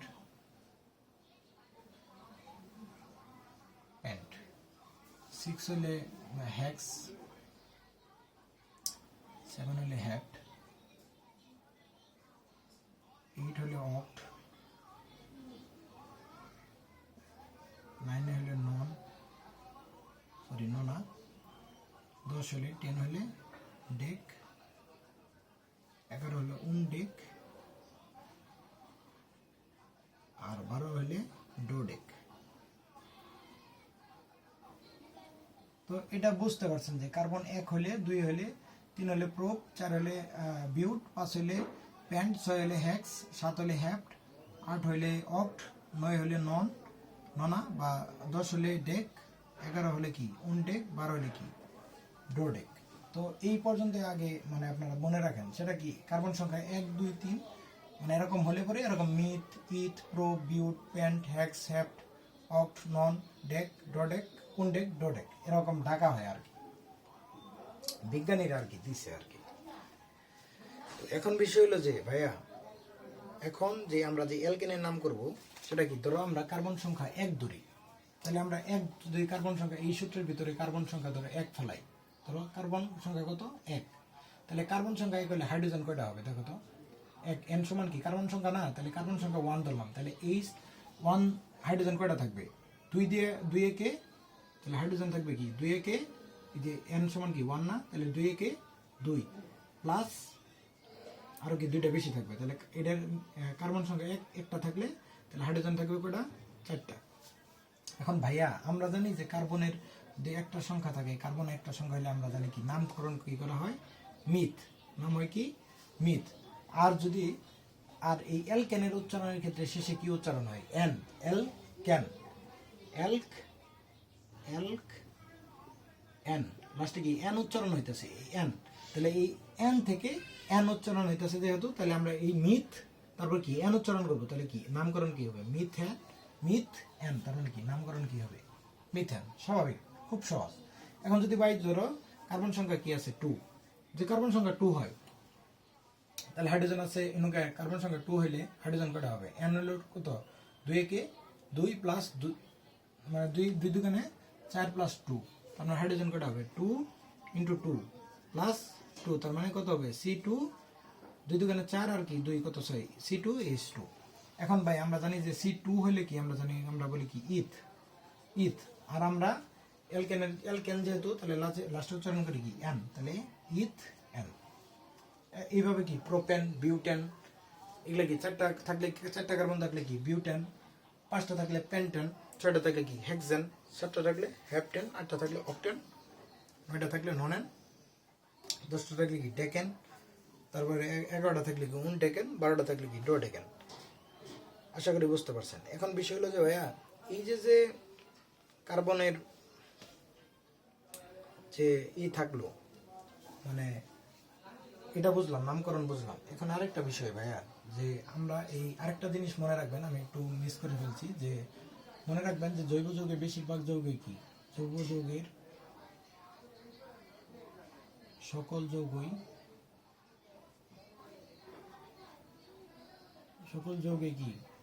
যৌগেই সমযোজী বন্ধন বিদ্যমান থাকে। এইটা স্টার আকারে লিখে রাখবেন। কিভাবে ভাইয়া, যেমন দেখেন হাইড্রোকার্বন জৈব যৌগ কি দ্বারা গঠিত, হাইড্রোকার্বন দ্বারা গঠিত। হাইড্রোকার্বনের মধ্যে কি আছে হাইড্রোজেন আর কার্বন আছে। এখন হাইড্রোজেন আর কার্বন যদি থাকে ভাইয়া, এই যে হাইড্রোজেন আর কি কার্বন থাকে, তাহলে হাইড্রোজেন আর কার্বন থাকলে আমরা জানি যে অধাতু অধাতুর যে বন্ধন, আমরা জানি কি ধাতু প্লাস অধাতু সমান কি, অধাতু ধাতু আর অধাতুর মধ্যে যে বন্ধন সেটা কি আয়নিক বন্ধন, সেই বন্ধনটা কি আয়নিক বন্ধন। এবং অধাতু অধাতুর মধ্যে যে বন্ধন হয়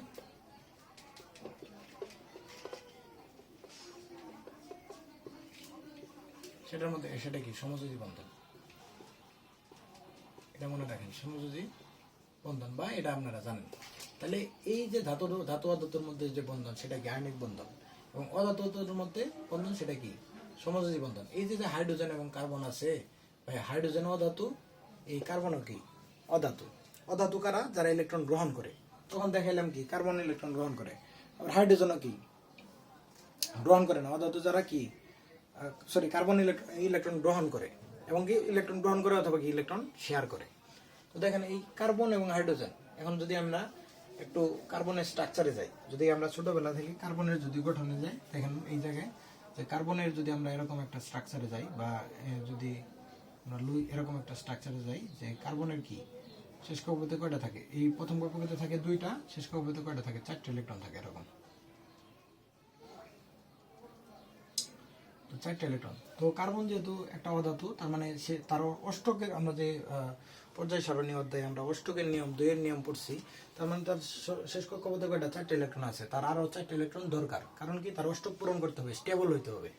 এক কথায় যে আমার এন 4টা ছেলে আছে, 4টা ছেলে আছে, এবং 4টা ছেলের জন্য 4টার বিবাহ দিয়ে 4টা কি 4টা মেয়ের মেয়ে সঙ্গী যুক্ত করে সেটা কি স্টেবল হবে আর কি। ছেলে মেয়ে দুইজন একসাথে, যেমন প্লাস আর মাইনাস যদি পজিটিভ আর নেগেটিভের মধ্যে যে আকর্ষণ, সেই আকর্ষণটা কি শক্তিশালী আকর্ষণ, এবং তারা কি স্যাটিসফাইড হয়। একজন পজিটিভ আর নেগেটিভ দুইটা কি ছেলে আর মেয়ের যে বন্ধন সেটা কি, বা বিবাহ বন্ধন যে আছে সেটা কি স্যাটিসফাইড একটা বন্ধন।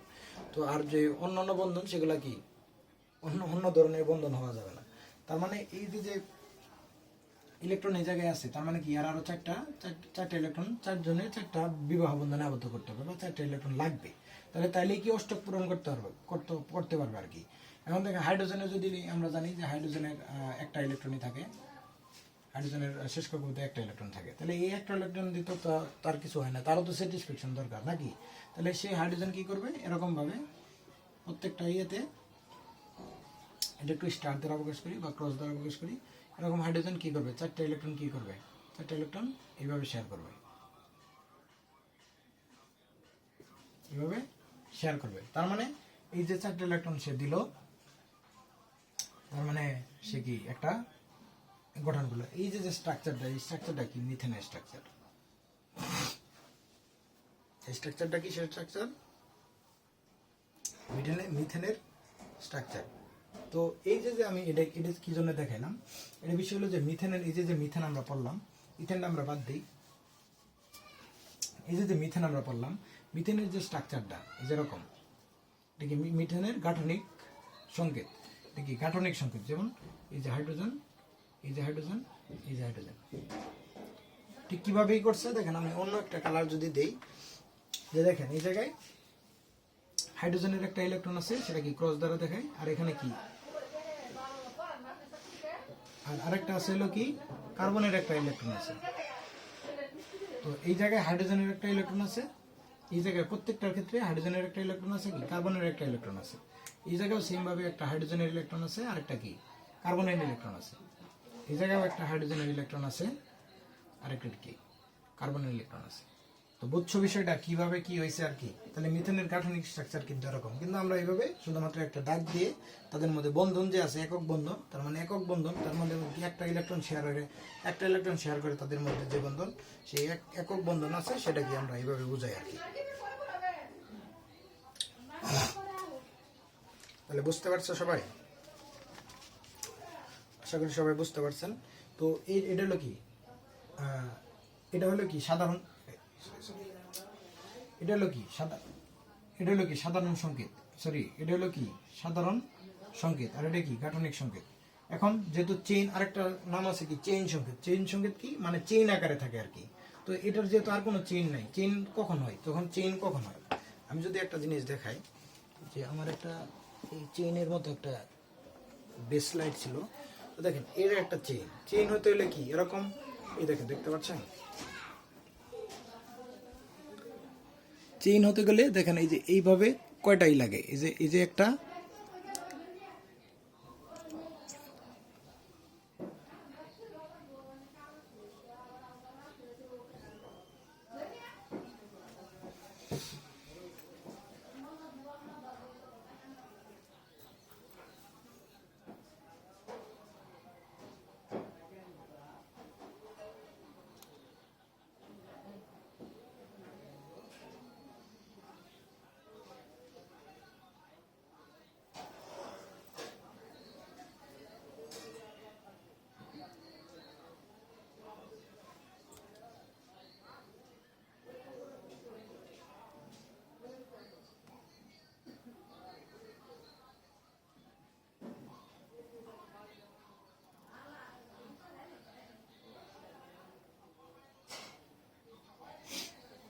তো বিষয় হলো যে তখন কি ব্লার ছিল নাকি, যাই হোক, এই যে চেইন হতে, এই চেইন হইতে কি লাগে যে এরকম প্রত্যেকটা কি লাগে এরকম কার্বন, মানে এরকম কি লাগে প্রত্যেকটা, আমি যদি দেখাই দেখেন এই জায়গা থেকে দেখেন প্রত্যেকটা কি লাগে যেরকম এরকম প্রত্যেকটা কি, এই যে একটা, এই যে একটা, এই যে একটা, মানে প্রত্যেকটা এরকম কি লাগে, তার মানে দুইটা এরকম মানে গোলাকারই লাগে, তাহলে কি একটা চেইন গঠন, এরকম আরো আরো আরো অসংখ্য থাকলে সেটা কি চেইন গঠন হয় আর কি।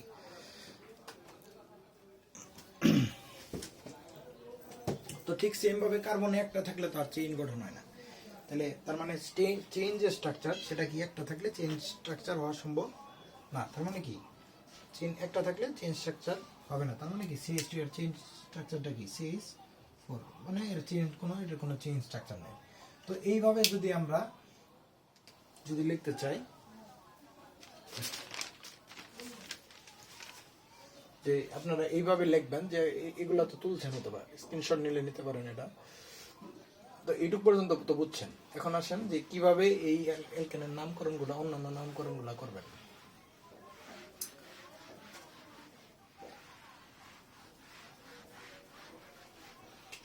যেমন এই পাশে লিখবেন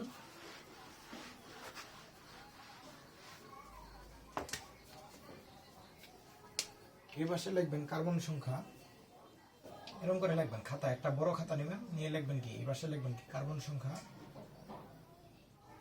তারপরে কি লিখবেন সাধারণ সংকেত,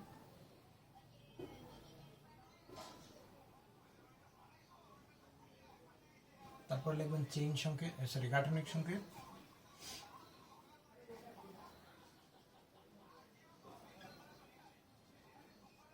তারপরে লিখবেন কি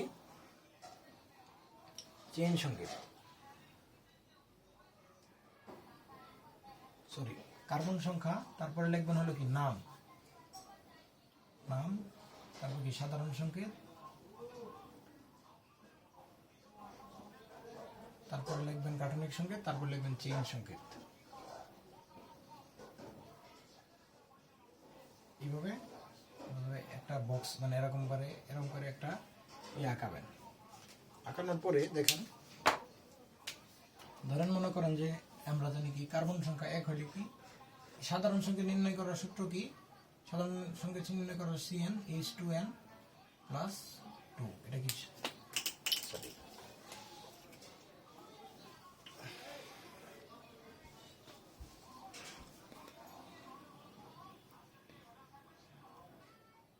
প্রায় 1 ঘন্টা 9 মিনিট একটা লেকচার হয়ে গেছে। দেখেন তাহলে কার্বন সংখ্যা হলো কি, কার্বন সংখ্যা যদি 1 ধরি তাহলে নাম কি হবে, আমরা কিছুক্ষণ আগে দেখলাম নাম কি হয় মিথেন, আর এটার সাধারণ সংকেত কত CH4, আর গাঠনিক সংকেত কি CH, এরকম হাইড্রোজেন যে গাঠনিক সংকেত দেখাইলাম সেটা, আর চেইন সংকেত এটার তো কোনো চেইন সংকেত নাই, তার মানে CH4। এখন যদি আমরা জানি যে, এখন যদি আমরা বলি যে কার্বন সংখ্যা যদি 2 হয়, তার মানে কি কার্বন সংখ্যা 2 মানে কি উচ্চারণ কি ইথ, আর যেহেতু এই অ্যালকেনের নামকরণের ক্ষেত্রে লাস্টের শেষে কি আছে এন উচ্চারণ আছে, তাহলে কি ইথেন। আর আমরা জানি কি সাধারণ সংকেত ধরে 2, তাহলে কার্বন সংখ্যা যদি 2 হয় তাহলে হাইড্রোজেন কত হবে 2 × 4 + 2, তার মানে কি H6। তাহলে কার্বন এই জায়গায় কি দিবেন, একটু নিচে লিখি, E6, তার মানে কার্বন দুইটা আগে দিলেন। দেন আমরা তখন বলছিলাম যে কার্বন প্রত্যেকটা যোগযোগে প্রত্যেকটা কার্বনের যোগযোগে হাইড্রোকার্বনের প্রত্যেকটা কার্বনের কি হাত কি 4। তার মানে দেখেন এই পাশে একটা কার্বন, এই পাশে একটা কার্বন, দুইটারই কি হাত 4 হতে হবে। তার মানে এই একটা কার্বন এই কার্বনের সাথে কি একটা হাতে বন্ধন আছে, তাহলে আর বাকি কয়টা হাত থাকে? 3টা, 1 2 3। এরা ঠিক সেম ভাবে এই পাশে একটা বন্ধনে যুক্ত আছে, আর বাকি থাকে কয়টা? 3টা, 1 2 3। তার মানে এই যে হাইড্রোজেন এই পাশে দিয়ে দিন ঠিক সেম ভাবে। তাহলে এই পাশে হলো থাকলো কি CH3, এই পাশে থাকলো CH3, মাঝখানে কি একটা একক বন্ধন। তার মানে চেইন সংকেত কিভাবে? CH3 CH3 এইভাবে পারবেন না, এইভাবে প্রায় যদি C=3 হয়, আমি আরেকটা দেখে দিই, তাহলে কি হবে? প্রোপেন। নাম কি বলো? 3 সমান কি? প্রোপ, আর লাস্টে কি উচ্চারণ আছে? প্রোপেন। তাহলে C3 3টা থাকলে কি হবে? 3 দোকানে 6 + 2, 6 + 2 সমান কত? C3H8। তাহলে কার্বন সংখ্যা কয়টা থাকবে? 1 2 3টা থাকলে, তাহলে এটার একটা হাতে এই জায়গায় বন্ধন আছে, তাহলে থাকলো এটার কয়টা থাকলো? 3টা। তাহলে এটা দেখেন 2 হাত 2 পাশে ধরছে, তাহলে আর বাকি থাকবে কয়টা? 2টা হাত। আর এটা একটা ধরছে, এই কার্বনটা এই পাশে একটা ধরছে, তাহলে বাকি থাকবে কয়টা? 3টা হাত। যেহেতু হাত প্রত্যেকটার সাথে হাইড্রোজেন যুক্ত করে দিবেন। তাহলে এই পাশে দেখেন CH3, মাঝখানে কত? CH2, এখানে কত? CH3। তার মানে এরকম উচ্চারণ হবে CH3 একক বন্ধন CH2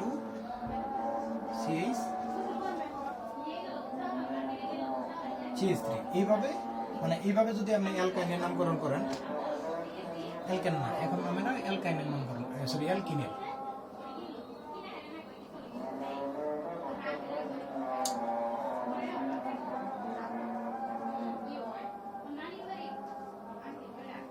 অ্যালকিনের নামকরণ, তো অ্যালকিনের নামকরণে এই সাধারণ সংকেত তখন চেঞ্জ হয়ে যাবে। সাধারণ সংকেত কি হবে?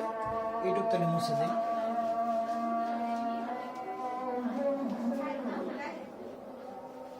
যখন আমরা অ্যালকিনের নামকরণ করবেন, CnH2n, শুধুমাত্র CnH2n থাকবে। তাহলে CnH2, যেহেতু কার্বন কার্বন দ্বিবন্ধন, কার্বন কার্বন একজনের একটা কার্বন যদি থাকে, শুধুমাত্র একটা কার্বন থাকে, এটার মধ্যে কি দ্বিবন্ধন করা যায়? মানে একটা কথাই যে আপনি ধরেন আপনার কয়টা হাত, মানে আপনার ধরেন আপনি 2টা হাত একাই কি 2টা হাতের মধ্যে বন্ধন, মানে আপনার হাত হলো কয়টা? আমি বলতে চাচ্ছি যে 2টা বন্ধনে, মানে 2টা হাত দিয়ে আপনি কি আরেকজনের সাথে হইলে তো 2 হাত 2 জনের সাথে বন্ধন করতে পারবেন, কিন্তু একাই কি মানে বন্ধন এরকম মানে আরেকজনের সাথে বন্ধন এইভাবে করতে পারবেন? নিজের এক হাতে 2টা বন্ধন করা যাবে না, এইভাবে করা যাবে না। আপনার এই 2 হাত 2 জন, মানে সামনে আরেকজন থাকলে এর সাথে বন্ধন করতে পারবেন, মানে আরেকটা কার্বন থাকলে। কিন্তু যদি না করতে পারেন, মানে সামনে কোনো লোক না থাকে, তাহলে কিন্তু বন্ধন করতে পারবেন না। তার মানে C = মানে অ্যালকিনের ক্ষেত্রে, অ্যালকিন বা অ্যালকাইনের ক্ষেত্রে কার্বন এক কার্বন সংখ্যা হয় না, বা মিথিন হয় না, বা মিথাইন হয় না, সেটা কি ইথিন বা ইথাইন থেকে শুরু হয় আর কি।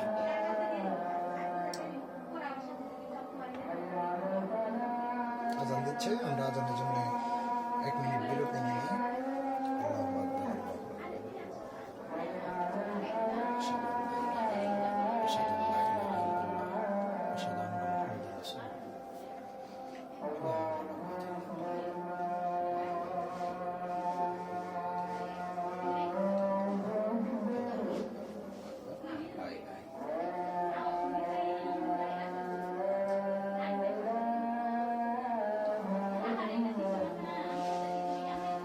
বুঝতেই পারছেন যে কার্বন সংখ্যা 1 হবে না, তার মানে C = কি 2 হবে।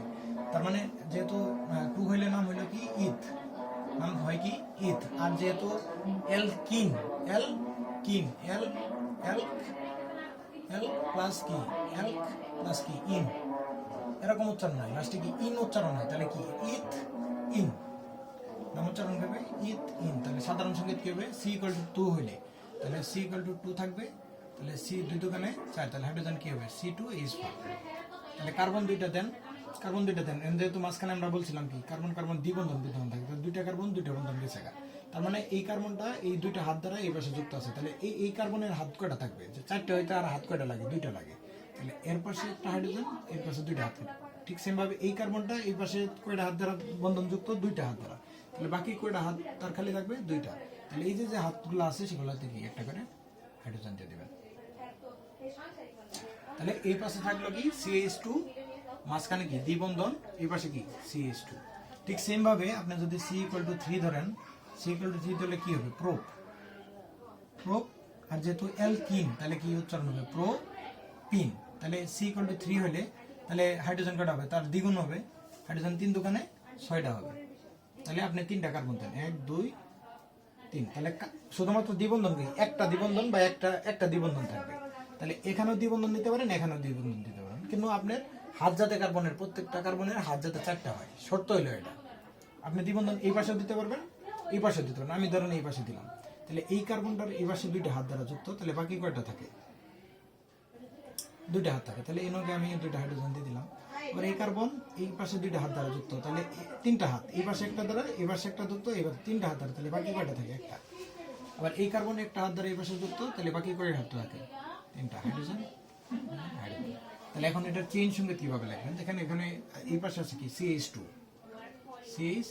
মাঝখানে কি আছে দ্বিবন্ধন দিলেন, তারপরে কি আছে CH, এখানে CH আছে না, CH, তারপর এক বন্ধন, তারপরে কি CH 1 2 3, 3টা হাইড্রোজেন আছে, তাহলে CH3। এইভাবে পারবেন না, আশা করি পারবেন। এখন আসেন অ্যালকাইনের নাম করেন। এইভাবে কি প্রত্যেকটা কার্বন 2 3 4 7 8 9 10 11 পর্যন্ত আপনাদের এই যাবে, 11 পর্যন্ত কি এই যাবে, আশা করি বুঝতে পারছেন। এখন আসেন অ্যালকাইনের নাম করো।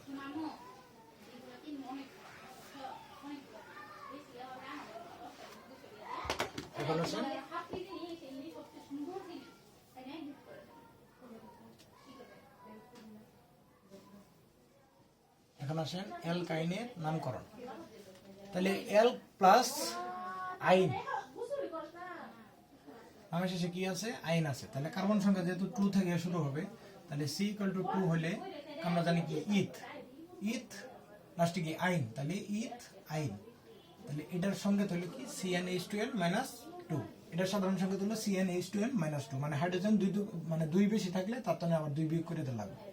তার মানে CN, তাহলে C=2 হলে তাহলে C=2 হলে তাহলে কি হবে, 2 দোকানে 4, তাহলে 4 তো 2 বাদ দিলে কত H2, হাইড্রোজেন তাহলে কয়টা থাকবে, 2টা থাকবে। তাহলে এটার গাঠনিক সংকেত কি হবে 1 2। তার মানে দিলেন, দেওয়ার পরে দেখুন এটা কি 2টা কার্বনের মধ্যে ত্রিবন্ধন দিয়ে লাগবে। তার মানে এই কার্বন 3টে হাত দ্বারা এই পাশে যুক্ত আর কি, 3টা হাইড্রোজেন মানে 3টা হাত দ্বারা। তাহলে এর বাকি হাত কয়টা থাকে, 4টা হইতে কয়টা লাগে, একটা। এটাও আবার কি 3টা দ্বারা যুক্ত, আর বাকি কয়টা থাকে, একটা। তাহলে এটা চেইন সংকেত কি হবে CH, মাঝখানে 3 বন্ধন CH। আমরা C=যদি 3 ধরেন, তাহলে কি হবে প্রোপ, C=3 হলে উচ্চারণ কি প্রোপ, আর যেহেতু অ্যালকাইন তাহলে লাস্টে কি উচ্চারণ প্রোপাইন। এখন C3 সাধারণ সংকেত কি হবে, 3টা হলে কি হবে, 3 দোকানে 6, 6 দানে 2টা বাদ, তার মানে কি 4টা CH4। এখন 3টা কার্বন দেন, 1 2, আগে এক বন্ধন দিয়ে নেবেন, দেওয়ার পরে আপনি এই পাশেও ত্রিবন্ধন দিতে পারেন, এই পাশেও দিতে পারেন। আমি ইচ্ছা এটা দিলাম, 3 বন্ধন দিলাম, তাহলে এই পাশে মাঝখানে 3টা হাত এই পাশে যুক্ত আছে, তাহলে আর এর হাত খালি থাকলো একটা, তাহলে এই একটা হাইড্রোজেন। তারপর এই কার্বনটা দেখেন, এই পাশে 3টা হাত দ্বারা যুক্ত, এখানে একটা থাকবে, তার মানে এই কার্বনের কিন্তু আর কোনো কিছু হাত খালি নাই, তার মানে কি 4টা দ্বারা যুক্ত আছে। দেখেন এই পাশেরটা কোনটা যুক্ত আছে, এই পাশে একটা দ্বারা যুক্ত আছে, তাহলে বাকি থাকবে ওইটা 3টা, 1 2 3, তাহলে ইস দিয়ে দিবেন। তাহলে দেখেন এই পাশে এখন যদি চেইন সংকেত লিখি, তাহলে এই পাশে আছে কি CH, তারপর কি এই মাঝখানে কি আছে ত্রিবন্ধন, তারপরে কি একটা কার্বন, তারপর আরেকটা কার্বন আছে, যে কার্বনটা, এই কার্বনে কয়টা হাইড্রোজেন আছে 1 2 3, তাহলে CH। এটা কি প্রোপাইনের সংকেত, প্রোপাইনের এটা হলো কি সাধারণ সংকেত, এটা গাঠনিক সংকেত, এটা চেইনের সংকেত। এইভাবে আপনারা 3 4 5 6 6 7 10 10 বা 12 পর্যন্ত করবেন। তো এটা পর্যন্ত আজকে আমাদের সমাপ্তি। তো সকলেই ভালো থাকবেন, এবং মাঝখানে হয়তো ব্লার হয়েছে কিনা আমি শিওর না। তো অ্যালকিন এবং অ্যালকাইন এই যে নামকরণ আছে, এইটুক পড়লে এসএসসিতে নামকরণ, এসএসসির অ্যালকাইনের এই পর্যন্ত আমি মনে করি যে প্রাথমিক আলোচনা হাইড্রোকার্বনের। আমি যদি একটু রিক্যাপ করার চেষ্টা করি, আমরা আজকে কি পড়লাম। তো প্রথমে আমরা পড়ছি যে জৈব যৌগ খনিজ সম্পদ কি, খনিজ সম্পদ পড়ার পরে আমরা বুঝতে পারলাম যে জীবাশ্ম কি, জীবাশ্ম ওয়ান কাইন্ড অফ খনিজ সম্পদ। তারপরে আমরা জানলাম জীবাশ্ম, এবং জীবাশ্মের বেশিরভাগ কি, বেশিরভাগ জীবাশ্মই কি জৈব যৌগ, মানে জীবাশ্মের মধ্যে কি জৈব যৌগ থাকে। জৈব যৌগ সম্পর্কে জানলাম, এবং জৈব যৌগ আসলে মূলত মেইনলি কি দ্বারা গঠিত, হাইড্রোকার্বন দ্বারা গঠিত। সেই হাইড্রোকার্বনের আমরা প্রকারভেদগুলো জানলাম, অ্যালকেন, অ্যালকিন, অ্যালকাইন। সেই হাইড্রোকার্বনে যেহেতু হাইড্রোজেন এবং কার্বন থাকে, কার্বন আমাদের একটা এক্সট্রাঅর্ডিনারি পার্সন, এবং কার্বনের যেহেতু কার্বনের সাধারণ অবস্থায় ইলেকট্রন বিন্যাস করলে কার্বনের যোজনী হয় 2, এবং কার্বনের যদি উত্তেজিত অবস্থায় ইলেকট্রন বিন্যাস করা হয় সে জায়গায় কার্বনের যোজনী হয় 4। এবং আমরা বলে রাখছিলাম যে স্পেশাল যে একটা বৈশিষ্ট্য কার্বনের, যে উত্তেজিত অবস্থায় ইলেকট্রন বিন্যাস বা এই অর্গানিক কেমিস্ট্রিতে কার্বনের যোজনী সবসময় 4 ধরতে হয়, এবং অন্যান্য যৌগে বা অজৈব যৌগে কার্বনের যোজনী কি থাকে, 2 থাকে। 2 বা পরিবর্তনশীল যোজনী থাকে, কিন্তু জৈব যৌগে সবসময় কি যোজনী কত থাকে, 4 থাকে, সেটা জানলাম। এবং এই হাইড্রোকার্বনের প্রকারভেদের মধ্যে আমরা জানলাম যে হাইড্রোকার্বন 2 প্রকার, একটা অ্যারোমেটিক হাইড্রোকার্বন আর একটা এলিফ্যাটিক হাইড্রোকার্বন। এলিফ্যাটিক হাইড্রোকার্বন আবার 2 প্রকার, একটা কি সম্পৃক্ত হাইড্রোকার্বন আর কি অসম্পৃক্ত হাইড্রোকার্বন। এবং এই সম্পৃক্ত হাইড্রোকার্বন মানে কি, যার কি শক্তিশালী বন্ধন বিদ্যমান, যেটা কি স্যাটিসফাইড, এবং এটা কি কার্বন কার্বন একক বন্ধন বিদ্যমান। এবং অসম্পৃক্ত হাইড্রোকার্বন মানে কি, যেটা কি স্যাটিসফাইড না, সেটা কি কার্বন কার্বনের মধ্যে কি দ্বিবন্ধন বা ত্রিবন্ধন বিদ্যমান, তার মানে তাদের মধ্যে সম্পর্কটা কি দুর্বল বন্ধন বা দৃঢ় বন্ধন নয়। এবং অ্যালকেনের নামকরণের ক্ষেত্রে আমরা অ্যালকেনের যে সাধারণ সংকেত সেটা জানলাম CnH2n+2, অ্যালকিনের সাধারণ সংকেত আমরা জানলাম CnH2n, এবং অ্যালকাইনের সাধারণ সংকেত জানলাম আমরা কি CnH2n-2। সেই জায়গা থেকে আরেকটা কিছু জানি যে গ্রিক ওয়ার্ডে কার্বন সংখ্যা 1 থাকলে বলা হয় মিথ, 2 থাকলে বলা হয় ইথ, 3 থাকলে বলা হয় প্রোপ, 4 থাকলে বলা হয় বিউট, 5 থাকলে বলা হয় পেন, 6 থাকলে হ্যাক্স, 7 থাকলে হ্যাপ্ট, 8 থাকলে অক্ট, 9 থাকলে নন, 10 থাকলে ডেক, 11 থাকলে উনডেক, 12 থাকলে কি ডোডেক। এবং এই কার্বনের যে আবার আরেকটি বিষয় আমরা বললাম যে অর্গানিক কেমিস্ট্রিতে বেশিরভাগই যৌগ হলো কি কার্বন কার্বন, বেশিরভাগই যৌগ কি অধাতুর মধ্যে বন্ধন গঠিত হয়, যার মানে অর্গানিক কেমিস্ট্রিতে বেশিরভাগ যৌগ কি, বেশিরভাগ যৌগের মধ্যে কি বন্ধন গঠিত হয়, সমযোজী বন্ধন গঠিত হয়। এবং অর্গানিক কেমিস্ট্রিতে বেশিরভাগ যৌগই সমযোজী বন্ধন গঠিত হয়। এটা আপনাদের বইয়ে এই হাইড্রোকার্বন এবং এটার শেষের অধ্যায়ে সুন্দর করে লেখা আছে একটা বক্সের ভিতরে। এই যে আমি দেখাই দিচ্ছি যে একটা বক্সের ভিতরে, শেষ পেজের একটা বক্সের ভিতরে এই যে লাইন করা লেখা আছে, এই যে লাইন করা লেখা আছে যে জৈব যৌগ সমূহের সাধারণত সমযোজী বন্ধনের মাধ্যমে গঠিত হয়, মানে জৈব যৌগ সমূহ সাধারণত সমযোজী বন্ধনের মাধ্যমে গঠিত হয়। তার মানে আপনারা এতক্ষণ বুঝলেন। আর সমযোজী বন্ধন কিভাবে গঠিত হয়, অধাতুর মধ্যে যে বন্ধন গঠিত হয় সেটা কি সমযোজী বন্ধন। এবং আমরা জানি যে হাইড্রোকার্বনের মধ্যে হাইড্রোজেন এবং কার্বন বিদ্যমান, এবং হাইড্রোজেনও একটা অধাতু, কার্বন একটা অধাতু, তার মানে অবশ্যই মাস্ট বি হাইড্রোকার্বন যেগুলো আছে সব বেশিরভাগই কি সমযোজী যৌগ বা সমযোজী বন্ধন দ্বারা গঠিত। তো আজকের লেকচারে এই পর্যন্তই। এরপরের লেকচারে আমরা এতক্ষণে নামকরণ পড়লাম, তারপরে অ্যালকেনের প্রস্তুতি, তারপরে অ্যালকিনের প্রস্তুতি, অ্যালকাইনের প্রস্তুতি, এবং ধারাবাহিকভাবে অ্যালকিনের রাসায়নিক বিক্রিয়া, অ্যালকিনের রাসায়নিক বিক্রিয়া, এবং অ্যালকাইনের রাসায়নিক বিক্রিয়া সম্পর্কে আলোচনা করব এবং শেষের দিকে বিভিন্ন পলিমারকরণ বিক্রিয়া, সমানুকরণ বিক্রিয়া, মনোমার, তারপর আরও অনেক কিছু আলোচনা আস্তে আস্তে ধারাবাহিকভাবে আসবে আর কি। তো ততক্ষণ পর্যন্ত আমাদের সাথেই থাকুন, এবং আমাদের অর্গান সায়েন্স পেজটিকে আপনারা একটু শেয়ার করে দিন, যাতে করে এই লেকচারগুলো সকলের মাঝে, সকল শিক্ষার্থীর মাঝে যায়, এবং তারা আসলে ফিল করে পড়াশোনা করার যে এটা মানে যে একটা মজা, সেই মজাটা উপলব্ধি করতে পারে। এবং বাংলাদেশে আজকে না বুঝে, এবং বেশিরভাগই যারা শিক্ষক যারা আছে বা অনেকেই মানে পরীক্ষাতে নাম্বার পাওয়ার জন্য শিক্ষকের কাছে পড়েন, এবং সেটা আসলে ঠিক না। আসলে বুঝে পড়লে আসলে সব কিছুই আসলে মজা পাওয়া যায় এবং সব কিছুই জানা যায়। তো আমি রাকিবুল ইসলাম, আমি অর্গান সায়েন্স পেজের অ্যাডমিন। তো আমি চেষ্টা করতেছি যে যাতে করে শিক্ষার্থীরা একটা ভালোভাবে প্রস্তুতি নিয়ে, এসএসসিতে একটা ভালো প্রিপারেশন নিয়ে, যাতে করে আসলে শিক্ষার মানটাকে ভালোভাবে ধরতে পারে, এবং বুঝে আগামীর দিনগুলোতে সে নিজে বুঝে এবং তার জুনিয়র যারা আসবে বা জুনিয়র যারা তাদেরকে শিখাইতে পারে। তো ক্লাসটি ভালো লেগে থাকলে আপনারা নেক্সট লেকচারের জন্য অপেক্ষা করুন, এবং ভিডিওটি শেয়ার করে দিন। সকলকে ধন্যবাদ। আসসালামু আলাইকুম।